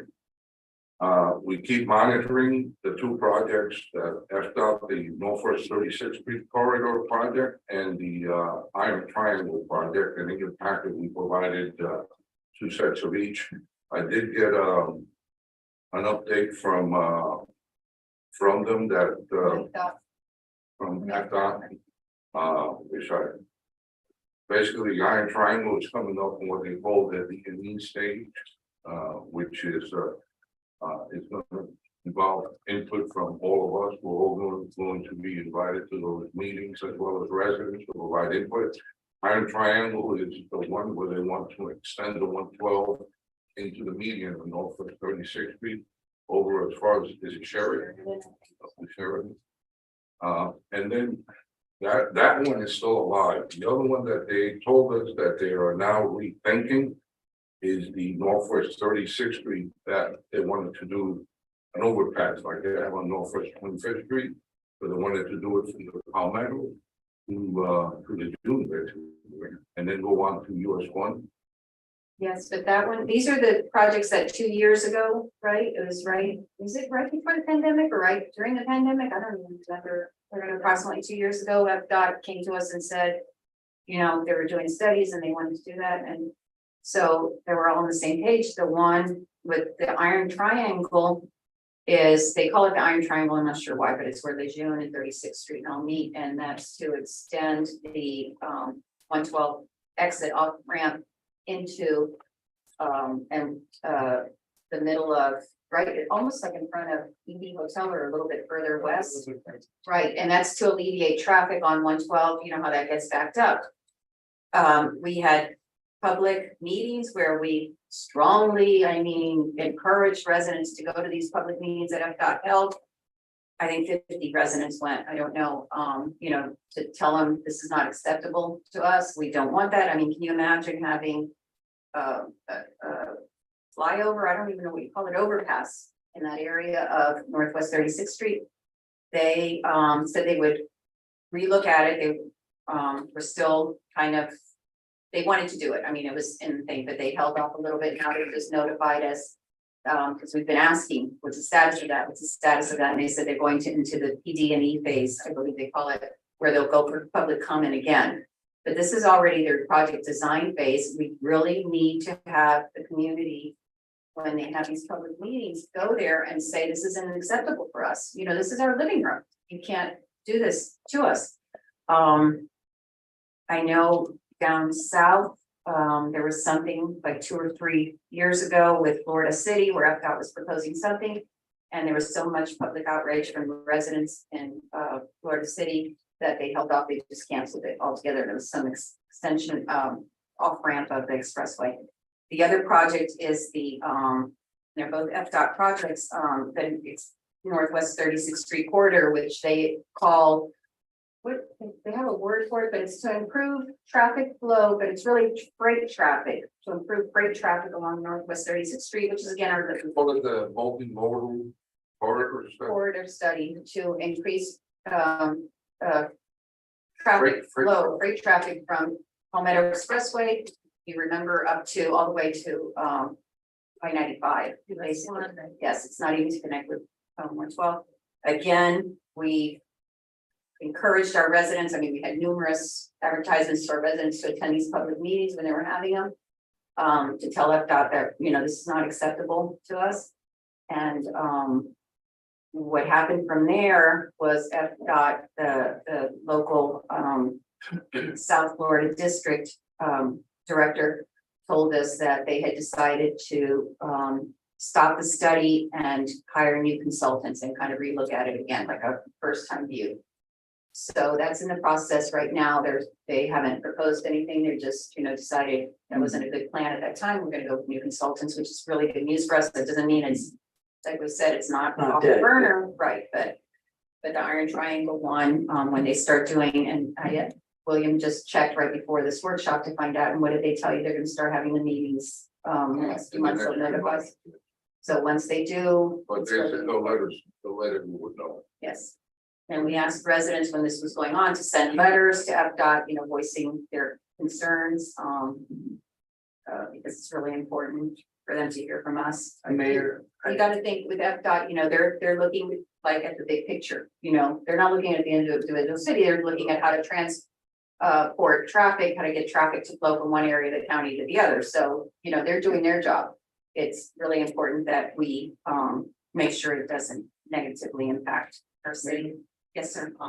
I knew there was something resonating in my head, it said Iron Triangle, and it reminded me that during the Vietnam War, or Vietnam, once the Iron Triangle, very, very difficult place. There's something that has resonating I don't when know. I'm thinking about this place, this thing coming over from 112. I just can't imagine. Well, and what we suggested to them when we were meeting with them, you know, is you've got the whole airport, do something on the airport side or do something on the south side of the airport, that whole, what is that, 836 expressway? You can widen that, you can do a double deck and it won't impede any, you know, so when we said anything on the airport side. What got to them was when he said, you know, 36th Street is not off of 25th. Because in our 36th Street corridor, within a block, you have residential homes. Yes, You don't have that on 20. you know, that's. So we brought up the pollution issue, the noise issue and all that, and I think that's maybe what. Sure, and the economic impact it's gonna have on our potential 36th Street, I mean, like huge. No, right. So we really have to be on top when William tells us, it's really important for us to get the residents Yeah. to go to voice concerns, because those public workshops, you know, are really what kind they go by, you know, is the turnout And Mayor, I think that's the most important point. Like, I want to thank you and William. You guys have been for 2 years since I started here. You've been on top of it, and whenever there's been any type of public meeting, we've tried to mobilize people to give feedback, and that's the most important thing, because one of the things I remember from the intermodal presentation is that they had a slide where they said, these are all the studies that were kind of like the basis that came before us. And when we looked at all those studies, like very little of what those studies suggested or found was actually enacted. This is it was a huge study. They were looking at a lot of different things. They had a lot of ideas. And because you guys were always on top of it, whenever something came up, you know, if we squeal and like, hey, and give our feedback. You know, I think I think that's how that process needs to go, because sometimes, you know, they're doing the study, but it's kind of a trial balloon. Yes. And so as long as we stay on top of it the way you guys have been doing, I feel confident that we can avert these kinds of decisions. But when it's a public comment thing and they're asking, it's not public comment, you know, we're used Yeah, to, yeah. you know, whatever, but this is with an outside agency that. And that's where it really is important for us to get the public to go there to write, you know, the letters and all this, because that's what they base it on. And again, I'm not in no way demonizing FDOT, that's their job, is to look at the big picture and get traffic, you know, and not focus on this little municipality or that little one, so. It takes it, you know, all of us working together, to make sure that they can do their job, but that it doesn't impact us. And the other thing that I wanted to mention on this is, with the future city projects, the first item that William and Tammy have on here, new city hall police facility. I'll actually take it off one of my things that I wanted to bring up. It's just, it's not gonna happen immediately, but we have outgrown city hall. I love this building. I think it's, you know, that Nemo architecture, whatever, which is beautiful city, and I do not want it torn down. We do need more space, so we have to look at the possibilities, because right now we have staff, you know, in what's basically a walk-in closet, and 2 staff members are, you know, in there. And part of the problem is that the police department is in this building also, and the police department has grown a lot. So, you know, this building was built a long time ago. And I don't know what the ultimate solution will be, but it has to be on our radar that probably my thought on it, and I probably won't be here when this is decided, is the parking lot across the street where the police park, that is somehow the police own that, they bought it with Right. Okay, so perhaps State police. police, but But that perhaps doesn't mean you put a police station there, you could build a parking garage. As long as the first floor of parking is for police. Okay, so that might be something that, you know, it's a parking garage where the first floor is for police, and then cars, and then the police station itself is on top, built on top of that. And if you want to keep this building at City Hall, you can always build one of those overhead bridge, wall rides. This building. Yeah. Or they can walk across the street. But the thing is, that the police building a facility for the police would open up a ton of space for the administration. 3/4 of the parking lot. Approximately Okay. 3/4 of the parking Yeah, lot, you don't because end the the last row of parking is Yeah, for the businesses. And And it, or it it- might mean, Correct. you know, renting additional space, like right now we have the police community office, and I don't know if we get, we'll do it again in the budget time, but we get a really good rate for that, for what, you know, somewhere along the line. We've got to realize that even when we're talking about hiring more people, you know, we need a space for them to work that's decent, you know, Yeah. nobody wants to come in and have a desk pushed against the wall and say, this is your workspace. If I remember correctly, Mayor, I think we discussed that there were certain funding sources that we could tap into if it was related to police. Like if you know, if we're talking about like, hey, City Hall doesn't have space and police doesn't have space. I remember in a conversation that we had, if you were gonna do something like that, where the police, like there was certain funding that could be used because it had to do with police. Like, I think that any facilities by police would help them and would alleviate, you know, the space issue here. And if there are funding sources that can be used because, you know, like first responders or police, emergency services, like that could be the best way to kind of solve that problem. So I think that that's just something we all have to keep in mind, and it's gotta be dealt with, you know, obviously it's not gonna be dealt with immediately, but. You know, sometime in the near future, and in particular, if we're talking about hiring more people, you know, we have to have a place for them. Richard, there's one of our priorities, and you do the strategic plan. Maybe it was talked about there and that building behind us is up for sale. So here's, Right. so without thinking ahead and forward thinking and having this vision for the future, What about research today? Right. What about that? This is the priority. We'll figure out how to get Right. it. But this is something that We has to could have be, probably it- tackled that property. Yeah. So I'm just saying. Hopefully that we can see no, this. no, but definitely it has to be, you know, that, and it has to be built enough. Like, I know, I don't know if you get asked, I was telling, I think Erica today, you know, a lot of people say, oh, I'm coming by City Hall, I want to go by your office. And I go, I don't have an office. And they're going, y'all don't have an office. I mean, how? We don't have an office, but even the thought of taking up office space that, you know, that the staff needs is, you know, just impossible. Because it's needed, you know, to house our staff and administration. So, okay, so those are just two things that I wanted to make clear that we all realize that it's in the future, but not that far in the future. Because we're quickly, and hopefully, my hope is that we don't demolish our beautiful city hall that, you know, is a unique type of architecture that fits in with our city. Is there anything else on any of these that anyone has a question or wants to ask? Because these are pretty broad, I think.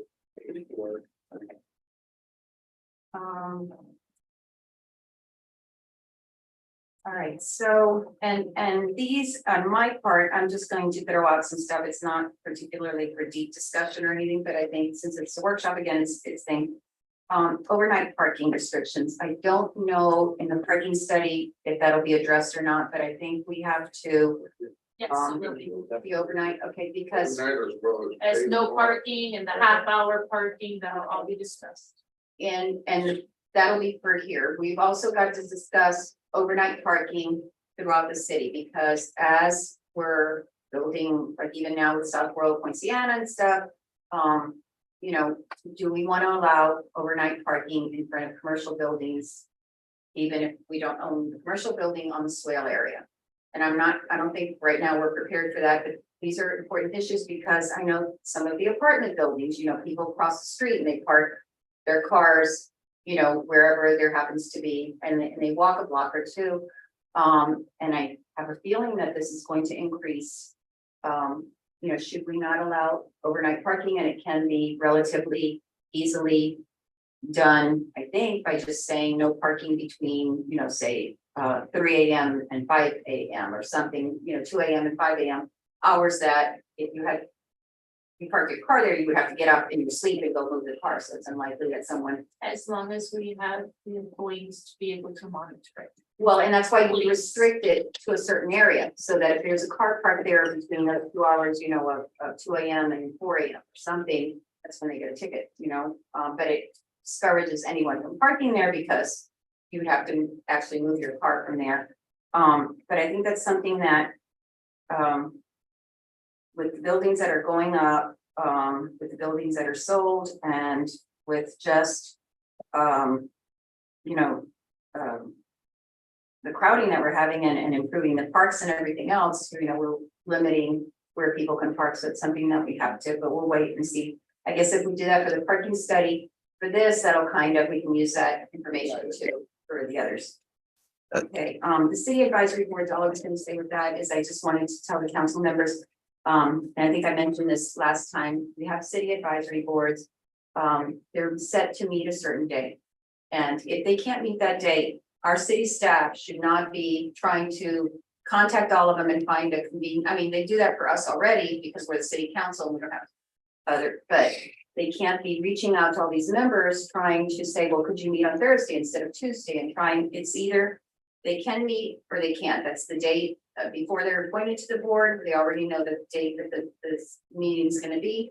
And unless there's extenuating circumstances of it happens to fall on a holiday or, you know, something else, that's the day they meet. And if they, if there are members who are not meeting and more than twice they don't allow quorum to exist because they can't come, then I think the city clerk's office needs to reach out to whoever appointed them and let them know this is an issue, you know, I just want you to know, that they're not available for the meetings with all good intentions. I mean, everyone has their life to do. It's not, but no matter how passionate they are about being on the board, they can either serve on the day that the board is set to meet or they can't.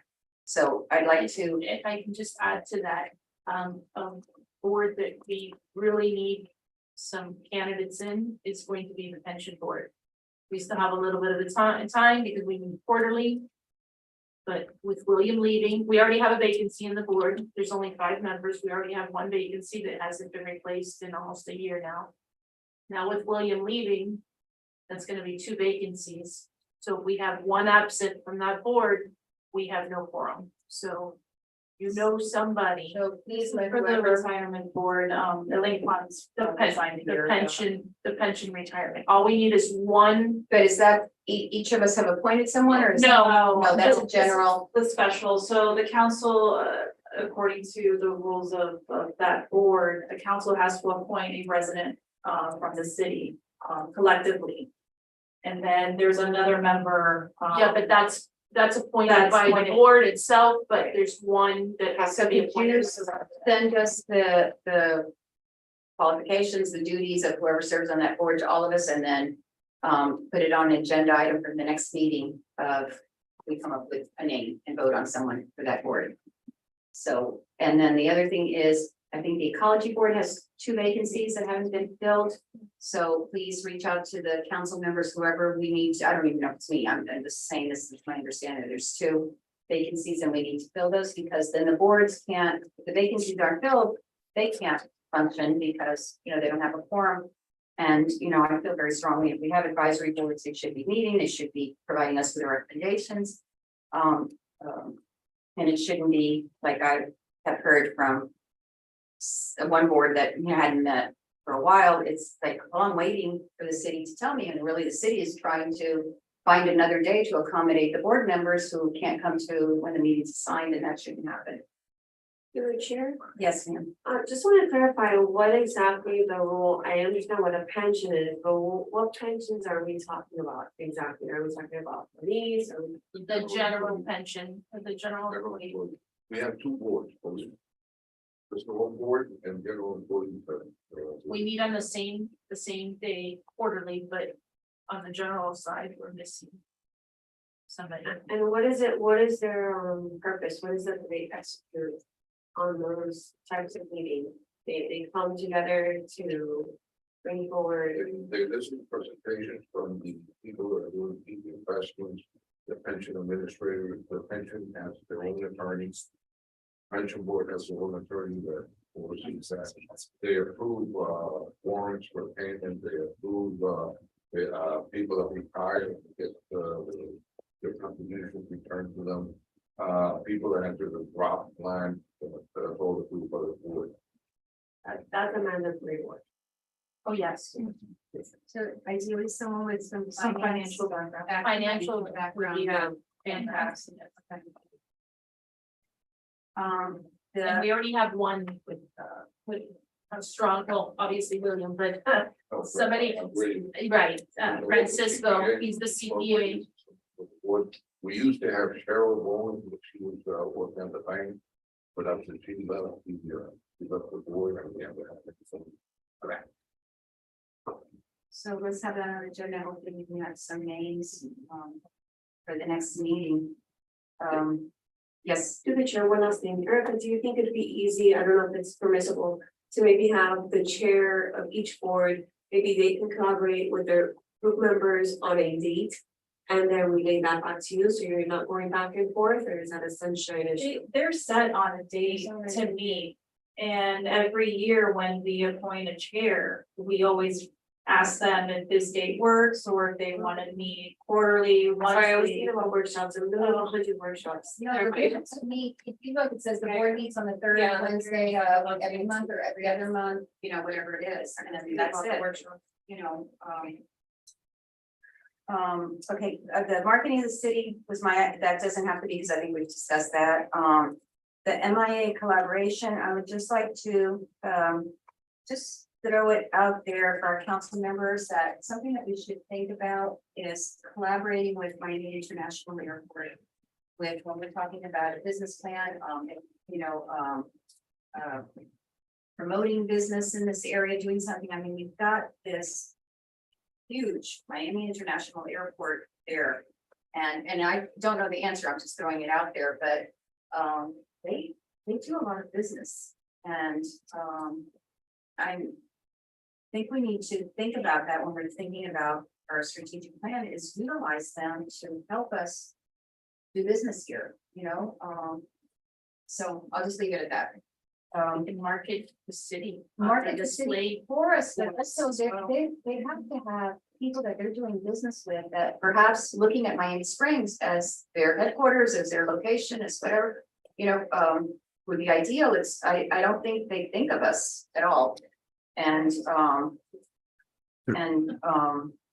and part of this too are things that, you know, the pandemic put stopper for 2 years on everything. Because, you know, these are things that I know I had thought of before, and then we'd go into the pandemic and then we're recovering from the pandemic and nothing's really happening.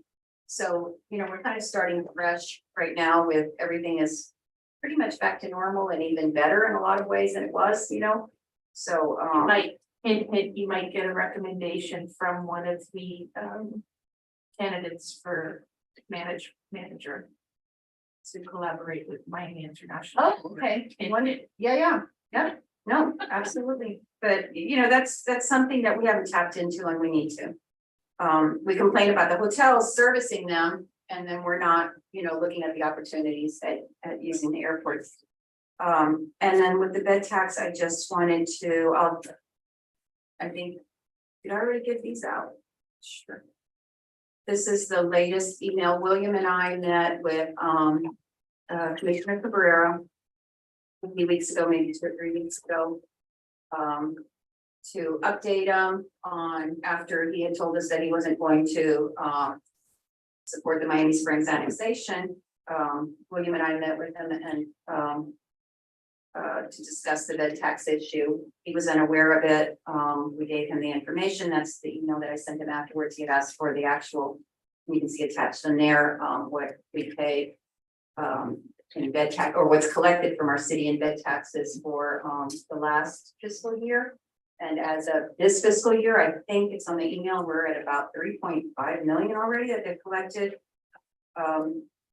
So we asked him to look into it, to come up with some sort of, you know, plan that not just for our city, but perhaps all Miami-Dade County cities where there's some equitable distribution of those bed tax monies, and, you know, and stressed how it really does impact us. I think we'll have to continue the bed tax discussion, but I wanted to let you know this, that we just made him aware of it a few weeks ago, and we'll reach out to him if we don't hear from him, just if he's going to do anything with it. The state, it is a state law. Representative Avila really went to bat with us in like 2018 and just putting legislation forward, a House bill that went through the Senate. I mean, we were really close, and for that I'm very grateful to him because no one else has gone that far for us. It didn't pass the last minute because we were, you know, the Greater Miami Visitor Convention Bureau were sending up their lobbyists every single week to make sure that it didn't pass. But and the Hotel Association, yes, you know, and at the very last minute, it didn't pass, and the Senate amendment killed it, but we got really close, so we'll continue with that. I'm not sure that at the state level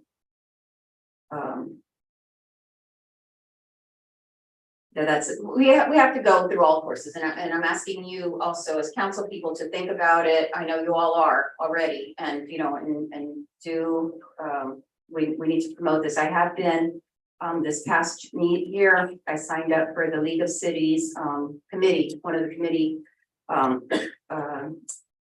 They meet up as committees on different issues, and I brought up the bed tax issue, trying to make the whole state, municipalities throughout the state aware of this, because I think, well, we pretty much know the reason that it didn't go through when Representative Avila brought it up to the legislature is there just wasn't much momentum from other cities. It's like Miami Springs is screaming and ranting and raving, but other cities are kind of unaware, or it doesn't impact them so much, at least in Miami-Dade County. So I've been going to those meetings, you know, they're in Orlando and Tallahassee, and making presentations on the bed tax issue to try to make other cities realize, even if you only have 3 or 4 hotels, that's a substantial amount of revenue that's being collected for your city that you're not getting any of it. And you should be getting something back to support whatever services you're providing to that hotel. You know, we made the presentation to the cities about 2 years ago also, and letting them know. I personally feel it's just something we're gonna just have to keep getting the awareness out and get other cities to see the importance of it, because if we're the only ones ranting and raving about this, it's gonna be hard. Mayor, correct me if I'm wrong, because I lived it, you know, we lived it kind of together as we've been going, and I remember the presentation you made to the League of Cities. My understanding is that what at the time Representative Avila put forth, we're not talking about sharing the bed tax. That's like, I've been told is kind of like an impossibility. It was gonna be a new tax. And I remember that what kind of hurt us was that we were the only ones advocating for it, even though there are other municipalities in Dade County that could stand to gain from it because they're in a similar situation. And basically we were standing alone. And so to continue to, you know, and like anytime you're proposing a new tax, it's always going to have some resistance. But the way we're gonna do it is the way you've been doing it, is trying to, you know, get more people on board with us and bringing awareness to it, because that's the only way politically you're gonna get that, because it's basically a new tax, which is why we're going to the state, because the money that's coming, you know, we're not getting a share of that tax. Well, I think what Representative Avila had proposed was we were going to get a share of it, and it was going to be for water projects. You know, water projects with stormwater and things like this, it would come back to the cities as part of that. But that doesn't mean that the added tax, right now, the state prohibits us we're preempted from adding an extra 1 penny tax for our police sources. But that doesn't mean that that couldn't be the solution, you know, we just need. Obviously, we need relief with this, but other cities, the only way we're really gonna get much action on this is to make sure that other cities get on board. And if you look at that handout that I gave you that I sent, you'll see how many cities are paying a lot of money on this. The thing is, if you look at some of them, they have other revenue sources, and so for them, you know, it doesn't seem to be that important. And I guess that's something that we need to work on, and perhaps that'll be part of our vision and our planning, is to, you know, these resources or these opportunities that are available to us, like MIA and like the bed taxes, how do we go further instead of just talking? Mayor, I want to echo. All the effort that's been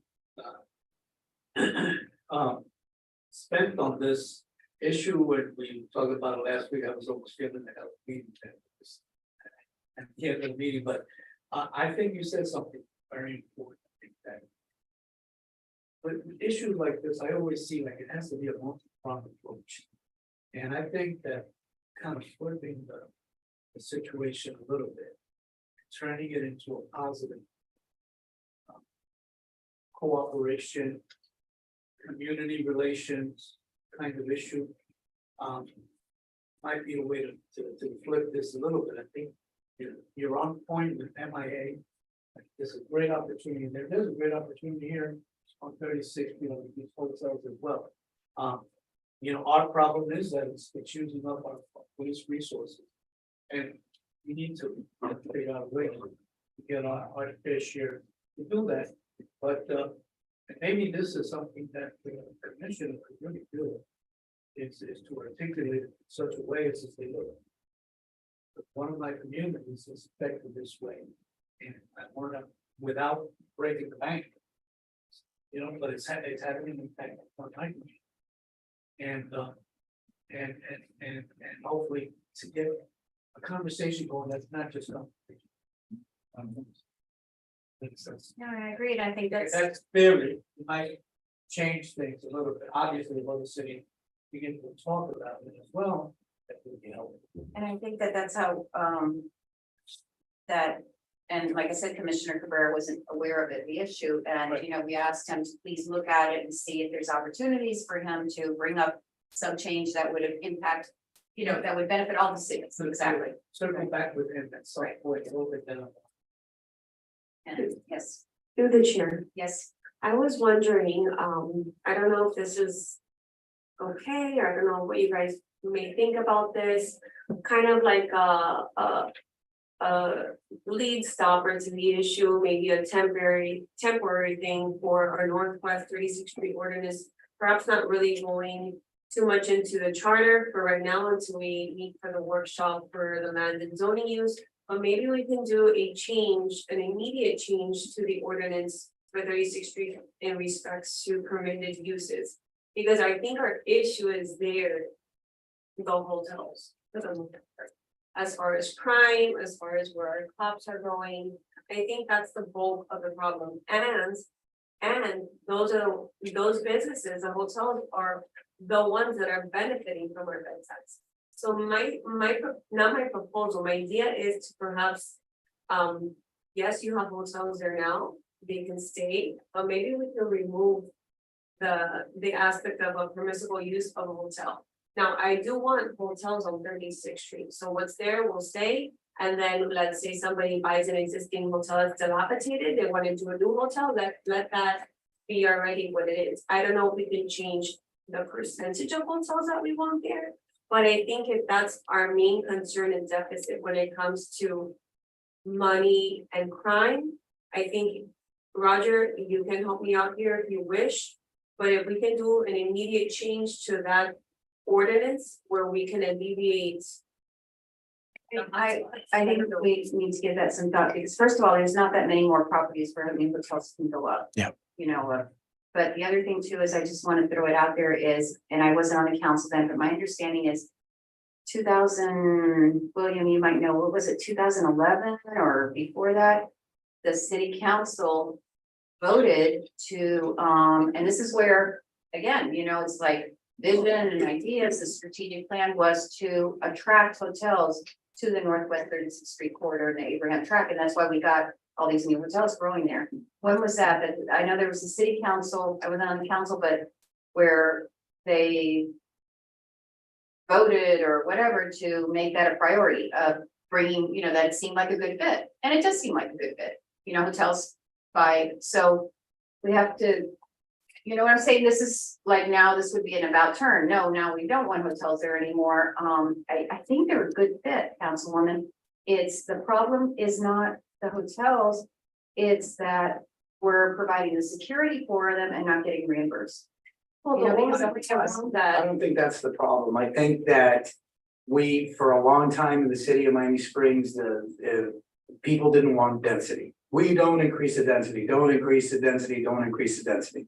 So then what do you know, we don't want the extra traffic, we don't want more people in the schools, we don't want to increase density. So like, that's, you end up with hotels because it doesn't increase your density because they're tourists and they're only there. But then what does that bring? Those are the consequences of the decisions from back then. I think that now we need to rethink 36th Street. I certainly don't want to double down on hotels. I feel like that's part of our problem. It's not to say that it was the wrong thinking at the time, but that was the thinking. I remember when they wanted to make the Publix and they were asking if they could go up higher because there was going to be condos, it was going to be mixed use. And it was, you know, it was just a different time. The city of Miami Springs was like, no, don't do it. We don't want the density. And now I feel like it's a different time and we want to kind of promote people, you know, coming in here and diversifying. And that's why we need to look at that corridor, because right now we're zoned. The only thing we can get right now, because for a long time we didn't want density, was hotels and things like that. And that type of development, I think, is something that we're probably, and I think most people are probably moving away from. And you know, that's just my thinking on it from my perspective, from obviously living here my whole life. So I don't know that we want to prohibit anything right now, it's just something that, you know, obviously. The bed tax issue is a big issue, and it's more so for us in Dade County than, because even when you look at that list, Miami City, Miami Beach pays an inordinate amount of bed taxes, except they get to keep them. Yeah. Because they were preempted, and so, you know, so, right, and some of the other cities that might be like Doral getting a lot more hotels, well, Doral has a lot more sources of revenue, so, you know, it's not that big a deal for them, but somehow we have to get all these cities and even the smaller ones to realize, even if you only have 3 hotels, it's a significant amount of revenue that you're not getting. No, and there's also Airbnb. Airbnbs, that's the other, very good, yes, William, thank you for pointing that out, so if some cities, right, Pinecrest doesn't have hotels, and then they found out they were collecting all these revenues from them, and it's from their Airbnbs, you know, the United States, so. So, anyway, that was just, I wanted to kind of throw it out there that, you know, obviously this is an ongoing issue, and we all need to think, I will follow up with Commissioner Cabrera, I think we met with him, what, 3 weeks ago, I'm not even sure. And, you know, it was right after he told us he wasn't supporting the annexation. You know, and told him this is our residents, you know, this is critical to our residents to have some, relief on, property taxes, you know, the use of them. How we can, allocate the property tax revenue. So, okay, so Councilwoman Bravo, let's go to your items. Great, so we already touched the topic of 36th Street. For me, I'm gonna just rehash this. I think for us to be able to, and we'll adjust it in the workshop, is definitely a charter provision. There's no way around. I mean, I don't see that the county ever giving us more than their fair share. So I guess we'll dive into that when the time comes. But it's definitely something that we need to put our foot on, because it's just like a hamster wheel. All right, so number 2, reinstate and modify to the furthest extent possible the ordinance on chapter 118, which I had talked about a little bit on the last meeting. I'm gonna be getting together with Heidi to see how it is that we can go about that, because we need some sort of alleviation. And I'm gonna just try to look at every little corner. And I think Roger wants to tap into this item number 2. Yeah. Mayor, council members, good evening. Councilwoman Bravo, we have been looking into just preliminarily at the issue of the user charge. I believe some time ago, and I actually assisted Heidi with this, we looked into the user charge fees validity and came to the conclusion that based on the case law, a user charge could not be imposed for a sort of function of the sovereign, such as police, fire, these sort of very essential government services. Case law might have changed since then, so we are looking into that right now as we speak, and we're also looking, obviously this legislative session just ended, so there's a slew of bills that we're looking at to see if maybe somehow some type of user charge could be built into this. Back up on that, I think Governor Ross had to go today, SB 1609, in reference to that. And it talks about human trafficking and all sorts of other items. I don't know if there's anything about hotel usage in there, but exactly, I mean, I want to look in every corner, because we need to find funds wherever we can, because it's part of my language, it just sucks, because we're doing everything that we want here as a council. And for us to be so limited and then just hit every wall and bed tax and this and that, and with the county, with the commission. So what I'm trying to do is invent another way around it where we can recuperate a little bit. Well, let me ask you, with the user charge, is this, there's something evidently, and that I know I said, look at it a few times. Yes, that's it. This is charging hotels who there's numerous calls. Right. More than, say, if we say more than 5 calls a month or Yes. 5 calls a week or whatever, to charge them for that. And the reason that I know it's been on the books for a long time and it hasn't been done. Yep. Is because, Roger. Yeah, so like I was mentioning to Councilwoman Bravo, we've looked into the case law on this and the validity constitutionally and through law in Florida of a user charge for the sort of essential functions of the government. It's right. Police, right. But you can think of, again, it's the essential functions of government, right? This is the police, fire, those sort of basic government functions that governments are called on to do. Right? This isn't the extra fee that we pay to have, you know, better gym membership access. This is the baseline, things that everyone benefits from. Mayor, I'd like to remind everybody, and you'll remember as well, Mayor, during COVID, when 36th Street and the crime that we were having at the hotels was at its highest before the closing down the runway, it was bad.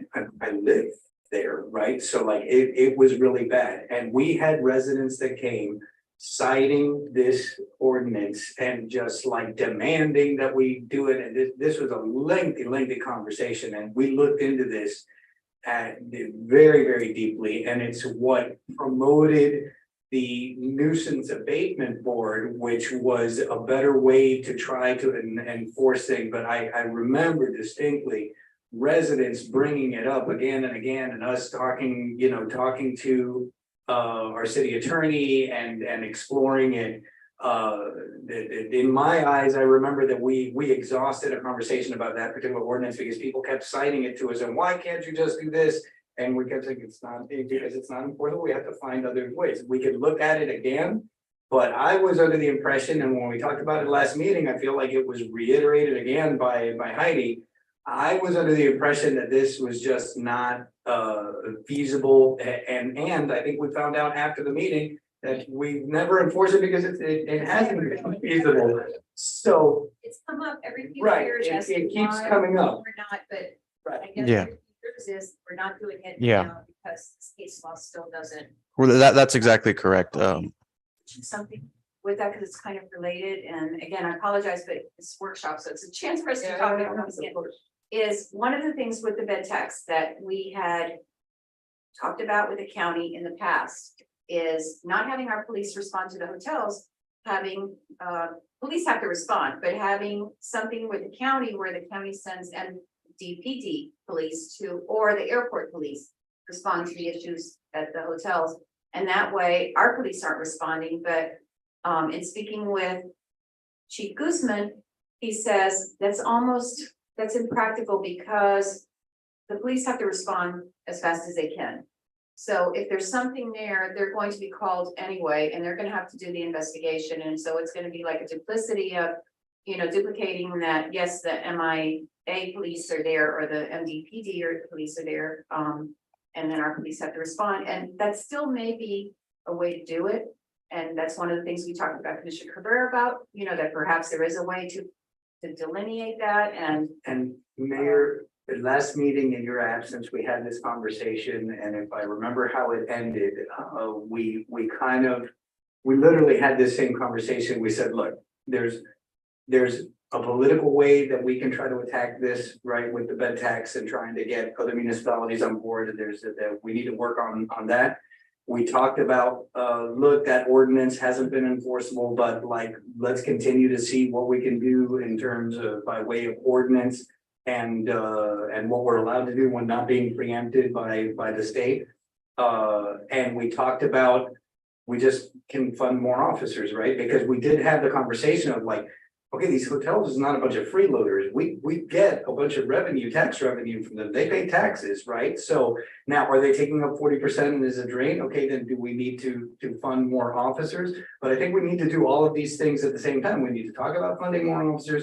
We need to continue to find a way to, like we can continue to explore politically the bed tax, and we can ask the city attorney to is there anything we're missing? Is there anything other municipalities are doing? And we need to do all those kind of at the same time. And that's how we finished this conversation last meeting. And I feel like we're back at the same place, but I know that you weren't here, but that's basically how we ended the conversation. And I agree with everything, and I think that's what we have to do is across the board, but it cannot be just our city. What we need right now immediately is more police officers for there. There has to be, we have to expand this conversation to get someone from the state or the county. Right now it's Commissioner Cabrera, because he's the only one that can kind of bring it forward to us because we're his municipality and we're the ones that it really matters to us.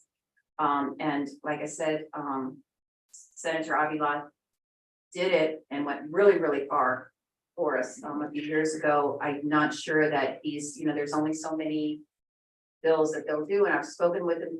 It certainly isn't going to be right now, this legislative period, but we've talked about the possibility for next legislative period.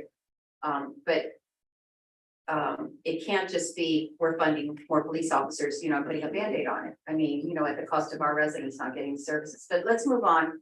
Just one quick thing, because Councilwoman Brown, this legislation that was passed, I heard it on the radio today. It's really focusing, when you correct me, wrong, Roger, I'm sure heard about it. It's really cracking down on Human trafficking. adults, entertainment and all that things and making those areas, those places responsible for making sure that people underage are not working there and that they're safe from human trafficking, which a lot of that stuff happens here. It's not necessarily adult entertainment, but it turns out to be that. And I get the sense also that, and we have task forces, our police force, state police force, recently had busted a bunch of people in one hotel. A lot of, seems to me, it's a criminal issue, it's crime, it's an issue of crime. That is focused in some of these hotels and really the responsibility of management or not responsibility of management. That's the case. So, yeah, it's a lot of different things. This may have a new impact if folks start getting cited by the state because of these things are going instead of possibly bring down the criminal element, which is what calls the police, which is what the police response. Through the chair, I have a question. I don't know in what way or format we are recording the calls from these hotels that fall within the nuisance abatement ordinance that we activated. I know there was a lot of hype to activate this ordinance, but I really don't know how it's being regulated, what's been reported. I mean, because all of a sudden it's just calmed down all of a sudden. I don't think so. I want to know if there is maybe a track or a list of calls that fell under that ordinance, because I want to know if that's working, if we're finding them. Because we activated it and then nothing, and then we had a Trojan operation, which was a disgrace of findings. And I know that we can't use it because it was a secret operation. But I wanted to, do you know? It did calm down. My recollection is as follows. During COVID, during the height of the crime that was happening on 36th Street, when we were developing this ordinance, because we had gone through the process of what we can do, what we can't do, can we enforce it's already in the code. When this ordinance was being brought up, it took several iterations of writing it up, and when we were in the middle of the process, I remember asking at a council meeting, how many people, if this snapped into place right now, how many businesses would be in the crosshairs? And the chief said during the council meeting, like, I can tell you off the top of my head already, like which ones, like it was a lot. And by the time we passed the ordinance, when we were going to the second reading, after the first reading, I said, before we decide on this, let's look at who would, at the second it goes into effect, who would already be in the crosshairs. And it was none at that time. It had slowed down a lot after COVID. Doesn't mean that we don't still need to make improvements, but it slowed down a lot. Now, do we still have some problem areas? But it has been used already at the extended stay. We've already utilized the nuisance abatement ordinance. Heidi, you can correct me if I'm wrong, a couple of times already. But it did not, things cooled down, luckily, once the nuisance abatement board got into place. But we have used it, but things have gotten a little better. And that's why, we went from, I could tell you off the top of my head who would be affected to, hey, you know what, right now, this isn't, when we finally passed it, Guzman was like, well, like right now, nobody would be affected, but we've used it a couple times. Heidi, would you agree with that?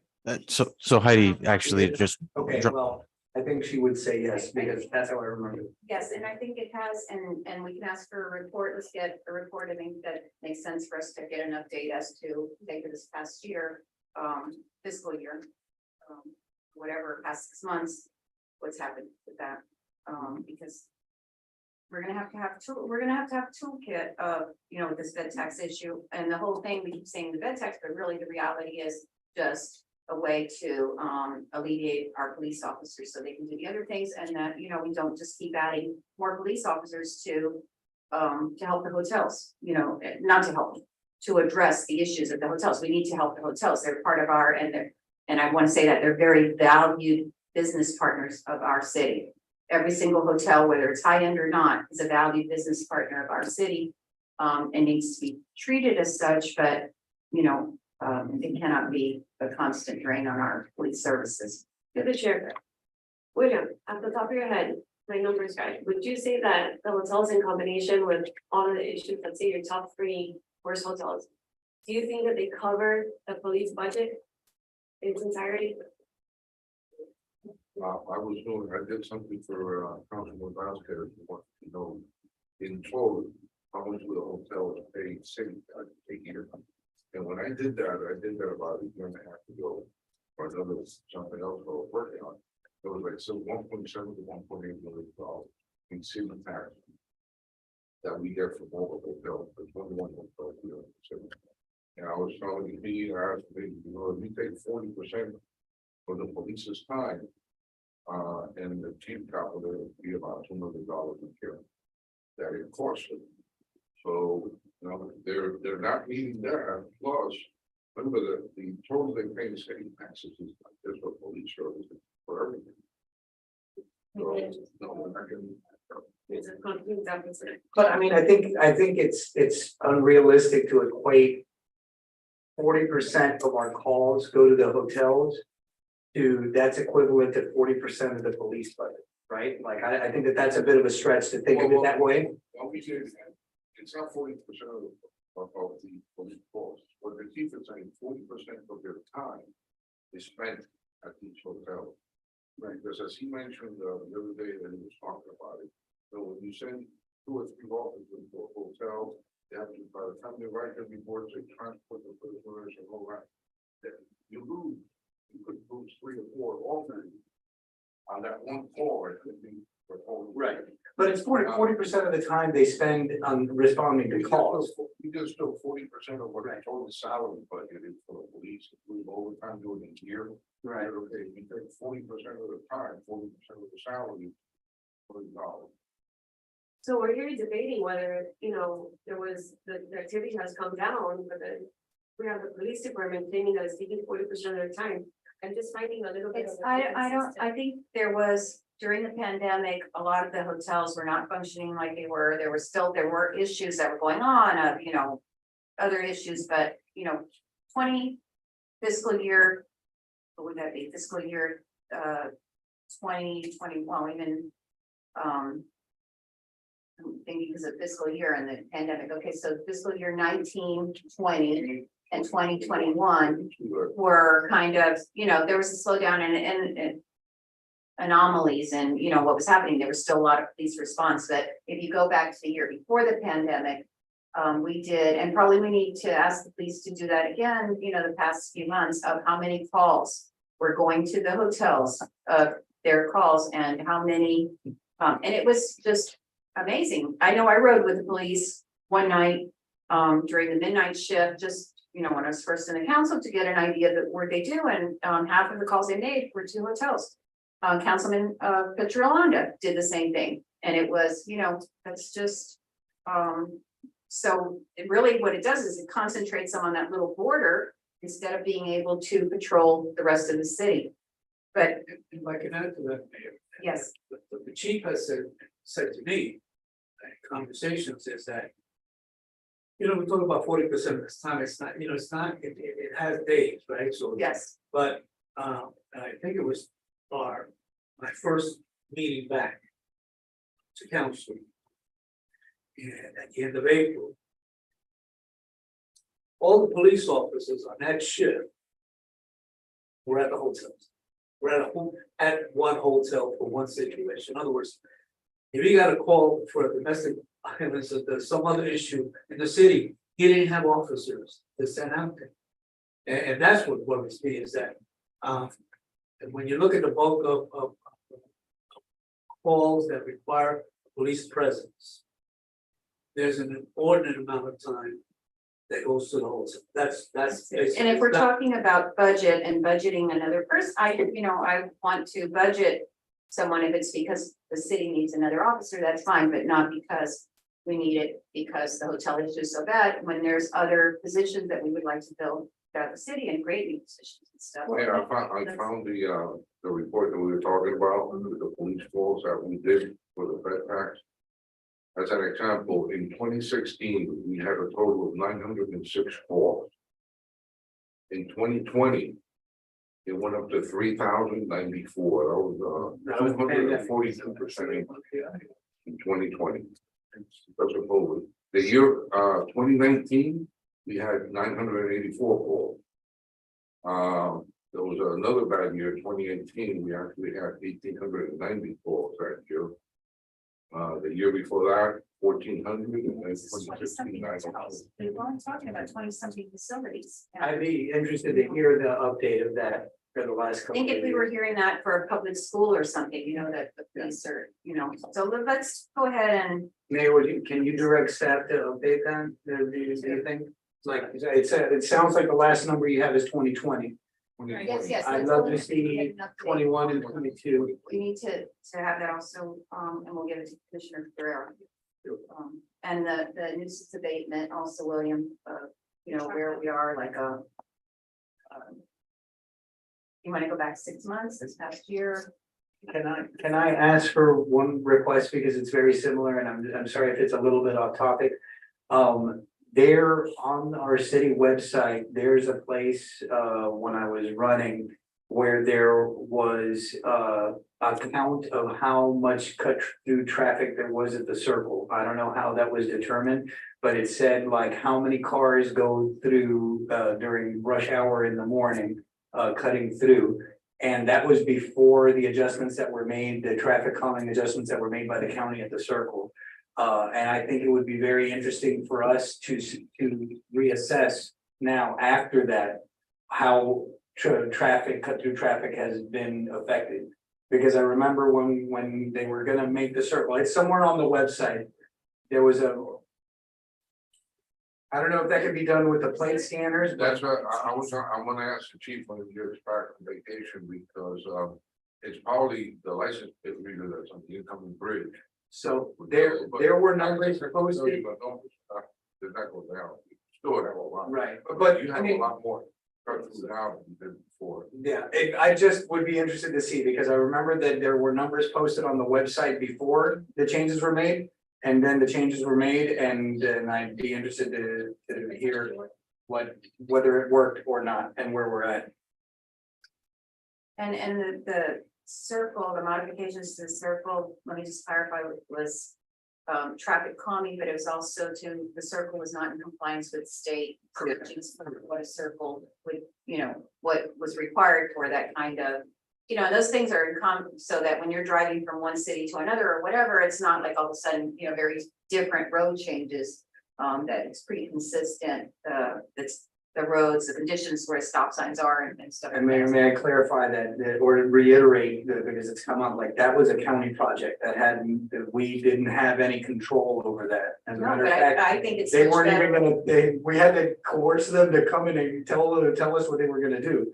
Because Well, to me, the circle has never looked better. That before it was like an isolated little thing now, and now the circle, you know, that whole road change, I mean, it's right there. You're part of the circle. As you go around it, you're experiencing the circle. So, anyway, let's move, because we have so much.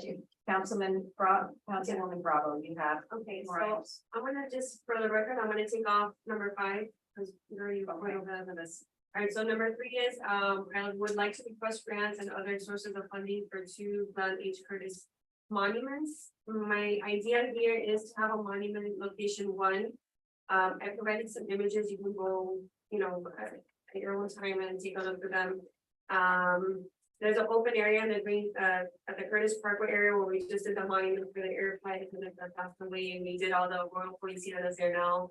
So I highlighted like 2 points. It would be up to the council or whoever would make that final decision on putting a life-size monument of our founder right in the centralized area of the green space, because I know we're not going to be doing much more there. We need to be kind of open. Again, I'm just looking for ways to incorporate our history, give recognition to our founder, and give our city. I would like to suggest with that we find grants for historic, whatever, I don't think. Well, I'm gonna get to that Okay, though. that somehow we do that through granting for historic. Great. And not tap into our city resources. The second location would be the green area for the expansion. I also attached another example of what, what could possibly go there, maybe Curtis and his June bug. Again, just another idea. I don't know if there's, other than looking to our grant writer. I think a good way to start here would be to look into what you just said, Maria, and historical preservation grants. I got asked, but I really wanted to target that grant, because I don't know how much you get of that. Would be to do the original bandstand that we had Pueblo style many years ago. I provided images. It was beautiful. I think it was really compliment. I think we talked about it in the last workshop as well as like when you come in. I think we even talked about some colors coming into the city at one point, that Pueblo style. There's many ways that we can fund the project. I just wanted to see if that can help, if you guys are okay with that, to look into sources of looking for these types of grants. You're talking about the circle of taking off the gazebo and putting in. The gazebo is falling apart, so yeah, I'm trying to. Well, let me just say something too on that, and I think one of the things we talked about is, especially in preparing for the centennial, is trying to, where possible, to incorporate the Pueblo Mission ambiance, I don't know, essence of Pueblo Mission. So one of the things, and in fact, we sent that to the historical preservation board, which I know one of their members is very sick.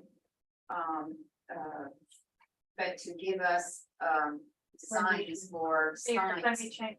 At your next council meeting, you're gonna have Chairman Watson come in and present some of the renditions. of Okay, The the signage signage for the signs throughout the city, that the entrance signs would be, already incorporate that Pueblo Mission style.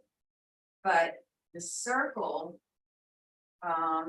that's another ball of wax, because keep in mind that the majority of young people, young adults in Miami Springs, gazebo has been their history. They weren't here when the other thing, so we're talking about changing it. I think that is going to require, before we even look at funding, a lot of buy-in from the community. That they want to see that Pueblo Mission style there and the gazebo removed, because. Go back to the fountain. Huh? Go And back to the there was a fountain I too. grew up here and I never had the original bandstand, and I've been here for. No, it exists. That's what I'm saying, that. And I never here, I mean, we're talking about the young movies, I have a lot of friends here my age too, and they really don't care, but yes. We need to get buy-in from the community, and then it really is a kind of buy-in. The feedback, the Councilwoman Bravo brought it up before. And I love you, Miss Councilwoman Bravo. I am not a fan of this. I like the Pueblo Mission style, but I don't think that this should be what we have on our circle. And I think that if you look at the old picture, this circle is absent all the oak trees that we have.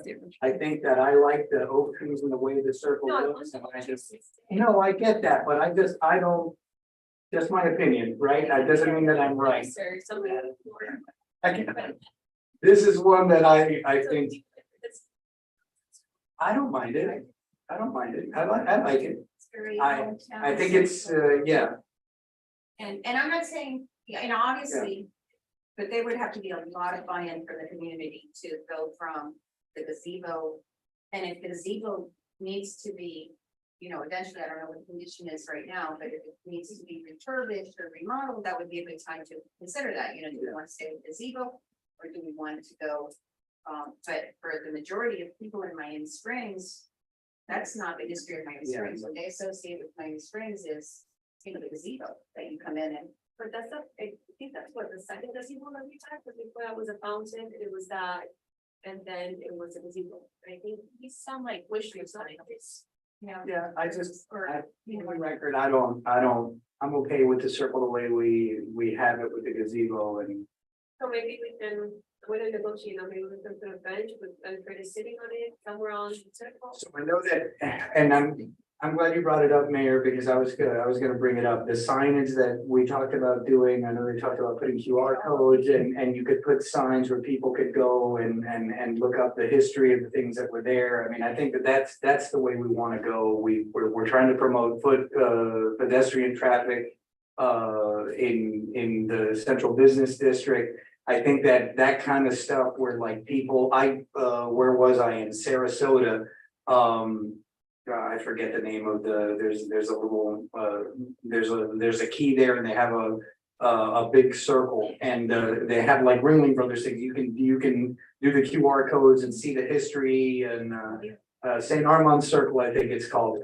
I think that's the way to go. Like people are walking around, but like going back to this, I don't think is gaining us anything. I think, no offense, but I think that we got bigger fish to fry than But I that. think what you brought up, Councilwoman, is a bringing, not necessarily, and again, I'm not for the circle removing the gazebo to put a mission structure there, but you brought up a really good suggestion of, we need, Pueblo Mission is our history, let's have it throughout the city, and I think one of the things, if the meeting is on this next meeting on Monday, you said that this, because we assigned that to the Historic Preservation Board. I think To it's come not up really with,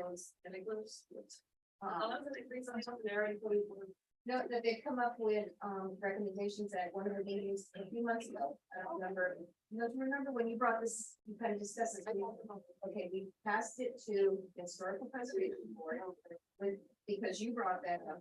And we said, let's get them to come up with recommendations for, the entrances to all Miami Springs. It should be, it should provide that of some kind of Pueblo Mission welcome to Miami Springs, a city that's got a modern, I mean, we don't want it to look so cool that it's like, why haven't they updated the sign? But there's a lot of ways to, to make it really cool and then, like Councilman had said, throughout the city with other historical markers and all.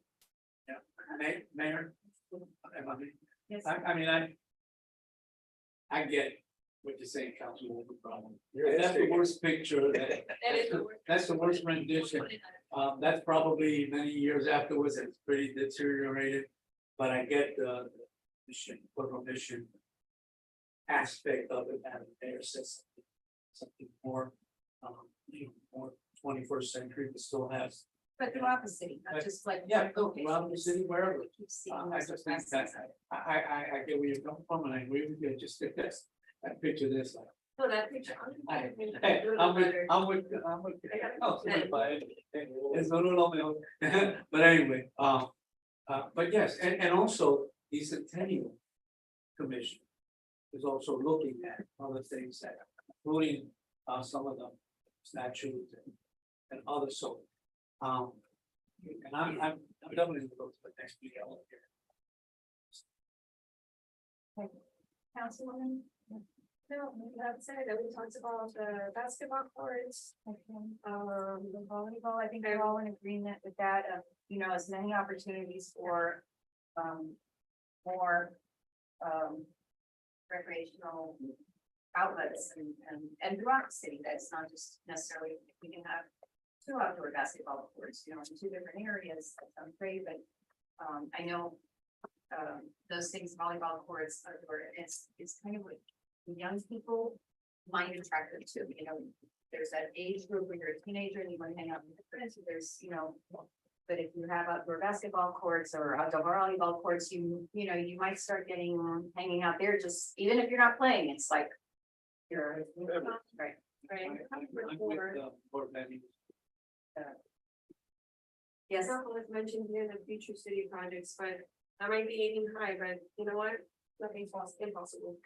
I think that they have requested for an inspection on the golf course, the country club, but I don't know what's going on there. But I would really like to try and see if we can foresee in our future, it may not happen with this council, but at least step foot forward on reconstructing a new Miami Springs golf and country club. To include, like we talked about, the tennis courts, the pickleball courts we already talked about, perhaps even an adult pool, lot pool. Incorporate junior programs, locker rooms, ballrooms with golf view. Because I think people will pay premium to rent out, ballroom with a golf, with golf view. options for cafe quick bites. I know that I think that our current full-time team owner is supposed to be doing some sort of light bites. I don't know. I don't go there very often to see what that's happening. And then some, obviously, we have the casual dining and perhaps some fine dining options. I was just doing a little bit of research on other country clubs and what they're offering, and they seem to be doing very well, but obviously, I provided a picture of the golf course many moons ago. I think this is 1926 in comparison to what our golf course looks now. And it's pretty much the same thing with maybe a couple of encroachments with some single family homes that have been built out. But right there, you see the original golf and country club, which is typically almost the same size that we have now of a country club, except the country club we have right now is one story. So here we had a two-story country club. So I'd really like to look at it. I know that Hamid has been very good, humble guy. I've been able to talk to him a couple of times, the architects that we use. And he's really willing to work with us to look for grants to do this type of projects.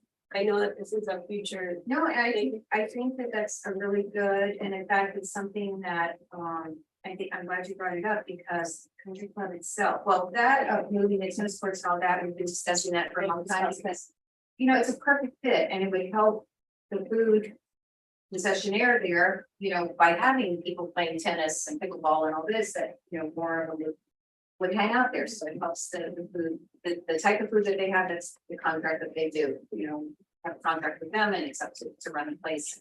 I don't think we get involved with the specifics of the food is other than that they're supposed to service the golfers and the public, and make it available to the public. But the outside of the country club, somebody was just mentioning this, I'm trying to remember who I was talking to, how Doral Park, oh, it was called Doral Park Country Club, that they they modernized the outside because our inside of our country club is pretty nice, I think, or but the outside looks okay, maybe not great, but the outside. I think they have. But the outside definitely, well, the bathrooms need to be updated to ADA. The outside definitely looks like a facility, like it could be a storage facility, it doesn't say anything, and that perhaps even with Doral Park did, my understanding is they minimal expense, they got in the styrofoam, the styrofoam structures that help make it look right and just stick it up. That might be something too, so I agree with you, there's, and I think we all do that, there's more opportunity there at the country club to make it much nicer, make it a place. Again, we're in the center of Miami-Dade County. How nice would it be to, stop there for, we can't be scared. I think those are the reasonable things, they're totally reasonable to do, the pickleball, was pickleball courts and racquetball courts, so we're talking about constructing, we have to wait till the new. Right. And it's hard to know when your facilities are bad, how many people are not playing. Because they're crummy, our racquetball courts are an abomination, so, how many people would play unless you're just really do not want to leave Miami Springs?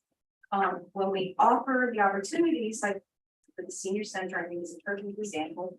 Our new senior center, the number of residents that go to it and keep increasing.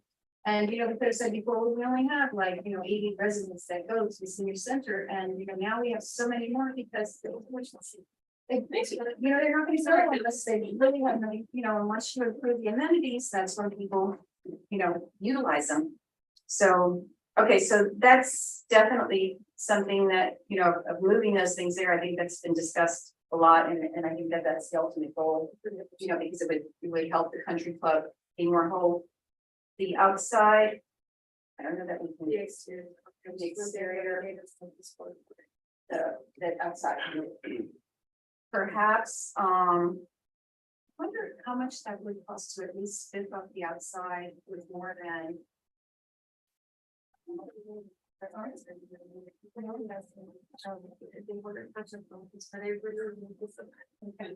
Let's leave that for another meeting then. Okay, let's leave that for another meeting. I think she has a good idea, and that's part of the vision. It should, especially where they're about to invest $3.5 million in the golf course. And the chances are, because of what's happening, with all these, the reason that we're doing it is because the numbers will be going up. And it's only gonna get better, so we should consider that in the future. But I also did hear, I did want to, last time that Omar was here. When I talked to him privately before I got the council, he had mentioned that he needed to look at the plan right now. Because the way everything's being configured there for the extra driving range and so forth could hinder possible things in the future. Oh, but it's check the pickleball, and tennis. So something that I wanted to bring up to say, have you had a chance to look at the plan and Can you ask? stop certain things? To take off for the next council meeting, I think that's pretty important, if that's a possibility for us to know to. To know if what is being configured is going to, I mean, because we've been talking about. You're talking about the renovation of the Yeah. apartment renovation. And Jan Bell was supposed to provide us, because Paul had talked to him, we had talked to him from the beginning about our idea about tennis courts out there. And she was going to develop some plans. There are, I mean, not plans right now, but they're in their minds, there are plans. But it's important that we keep that in the forefront, that our long-term goal is to move Yeah. tennis courts there. Yeah. There'll be racquetball courts, pickleball courts, whatever, make it so that whatever's being done doesn't. Okay. Just before or after the new police station. And you're gonna need a lot of. When I say we're dreaming big, right? You gotta, it has to come out of your mouth first, and then you have to sort that's the idea. I think when you look at, I think a few years back, when you look at our rec center, which is really nice, our pool, which is really, really nice.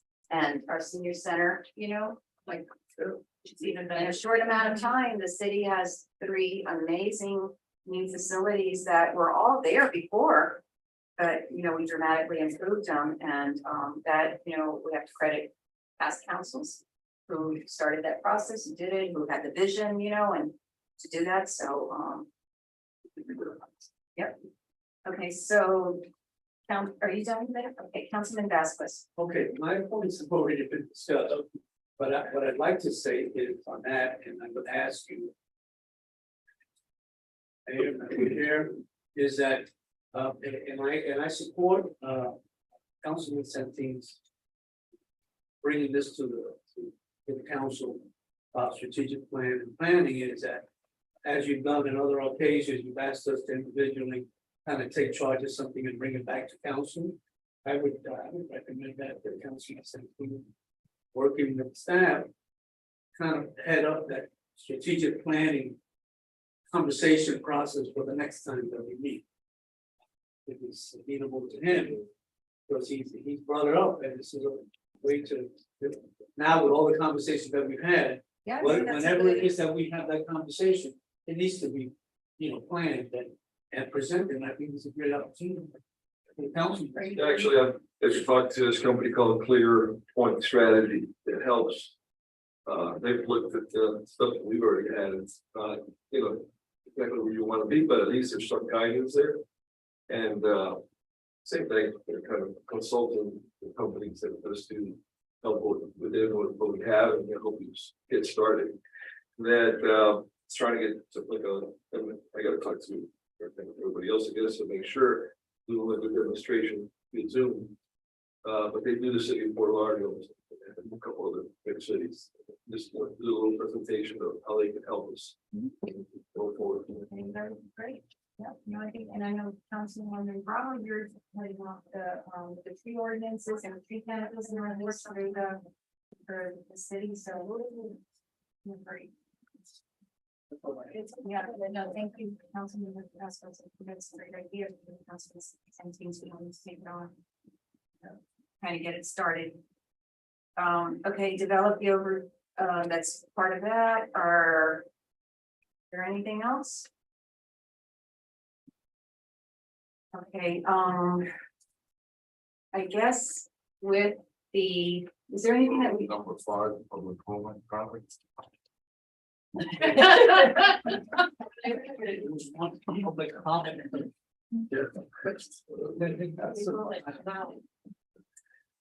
Okay, is there anything that, well, you have us all together that we need to discuss with the, city manager? Executive search or a meeting with them or anything, I guess there's nothing right now, you reach out to us as far as. The meeting dates, right? So leave on Monday, there's a discussion item Oh, on the okay. process, so All right, that's good. for. Oh, that's right, that's right. Yeah. We're gonna discuss the process work. Yes. With that. Yes, are there any public comments? Eric, do we have anyone on, waiting virtual for public comments? Okay, so no public comments. All right, thank you all. It's really a privilege to work with all of you and with the administration. So, and Roger and Heidi and Erica, everyone. Meeting is adjourned.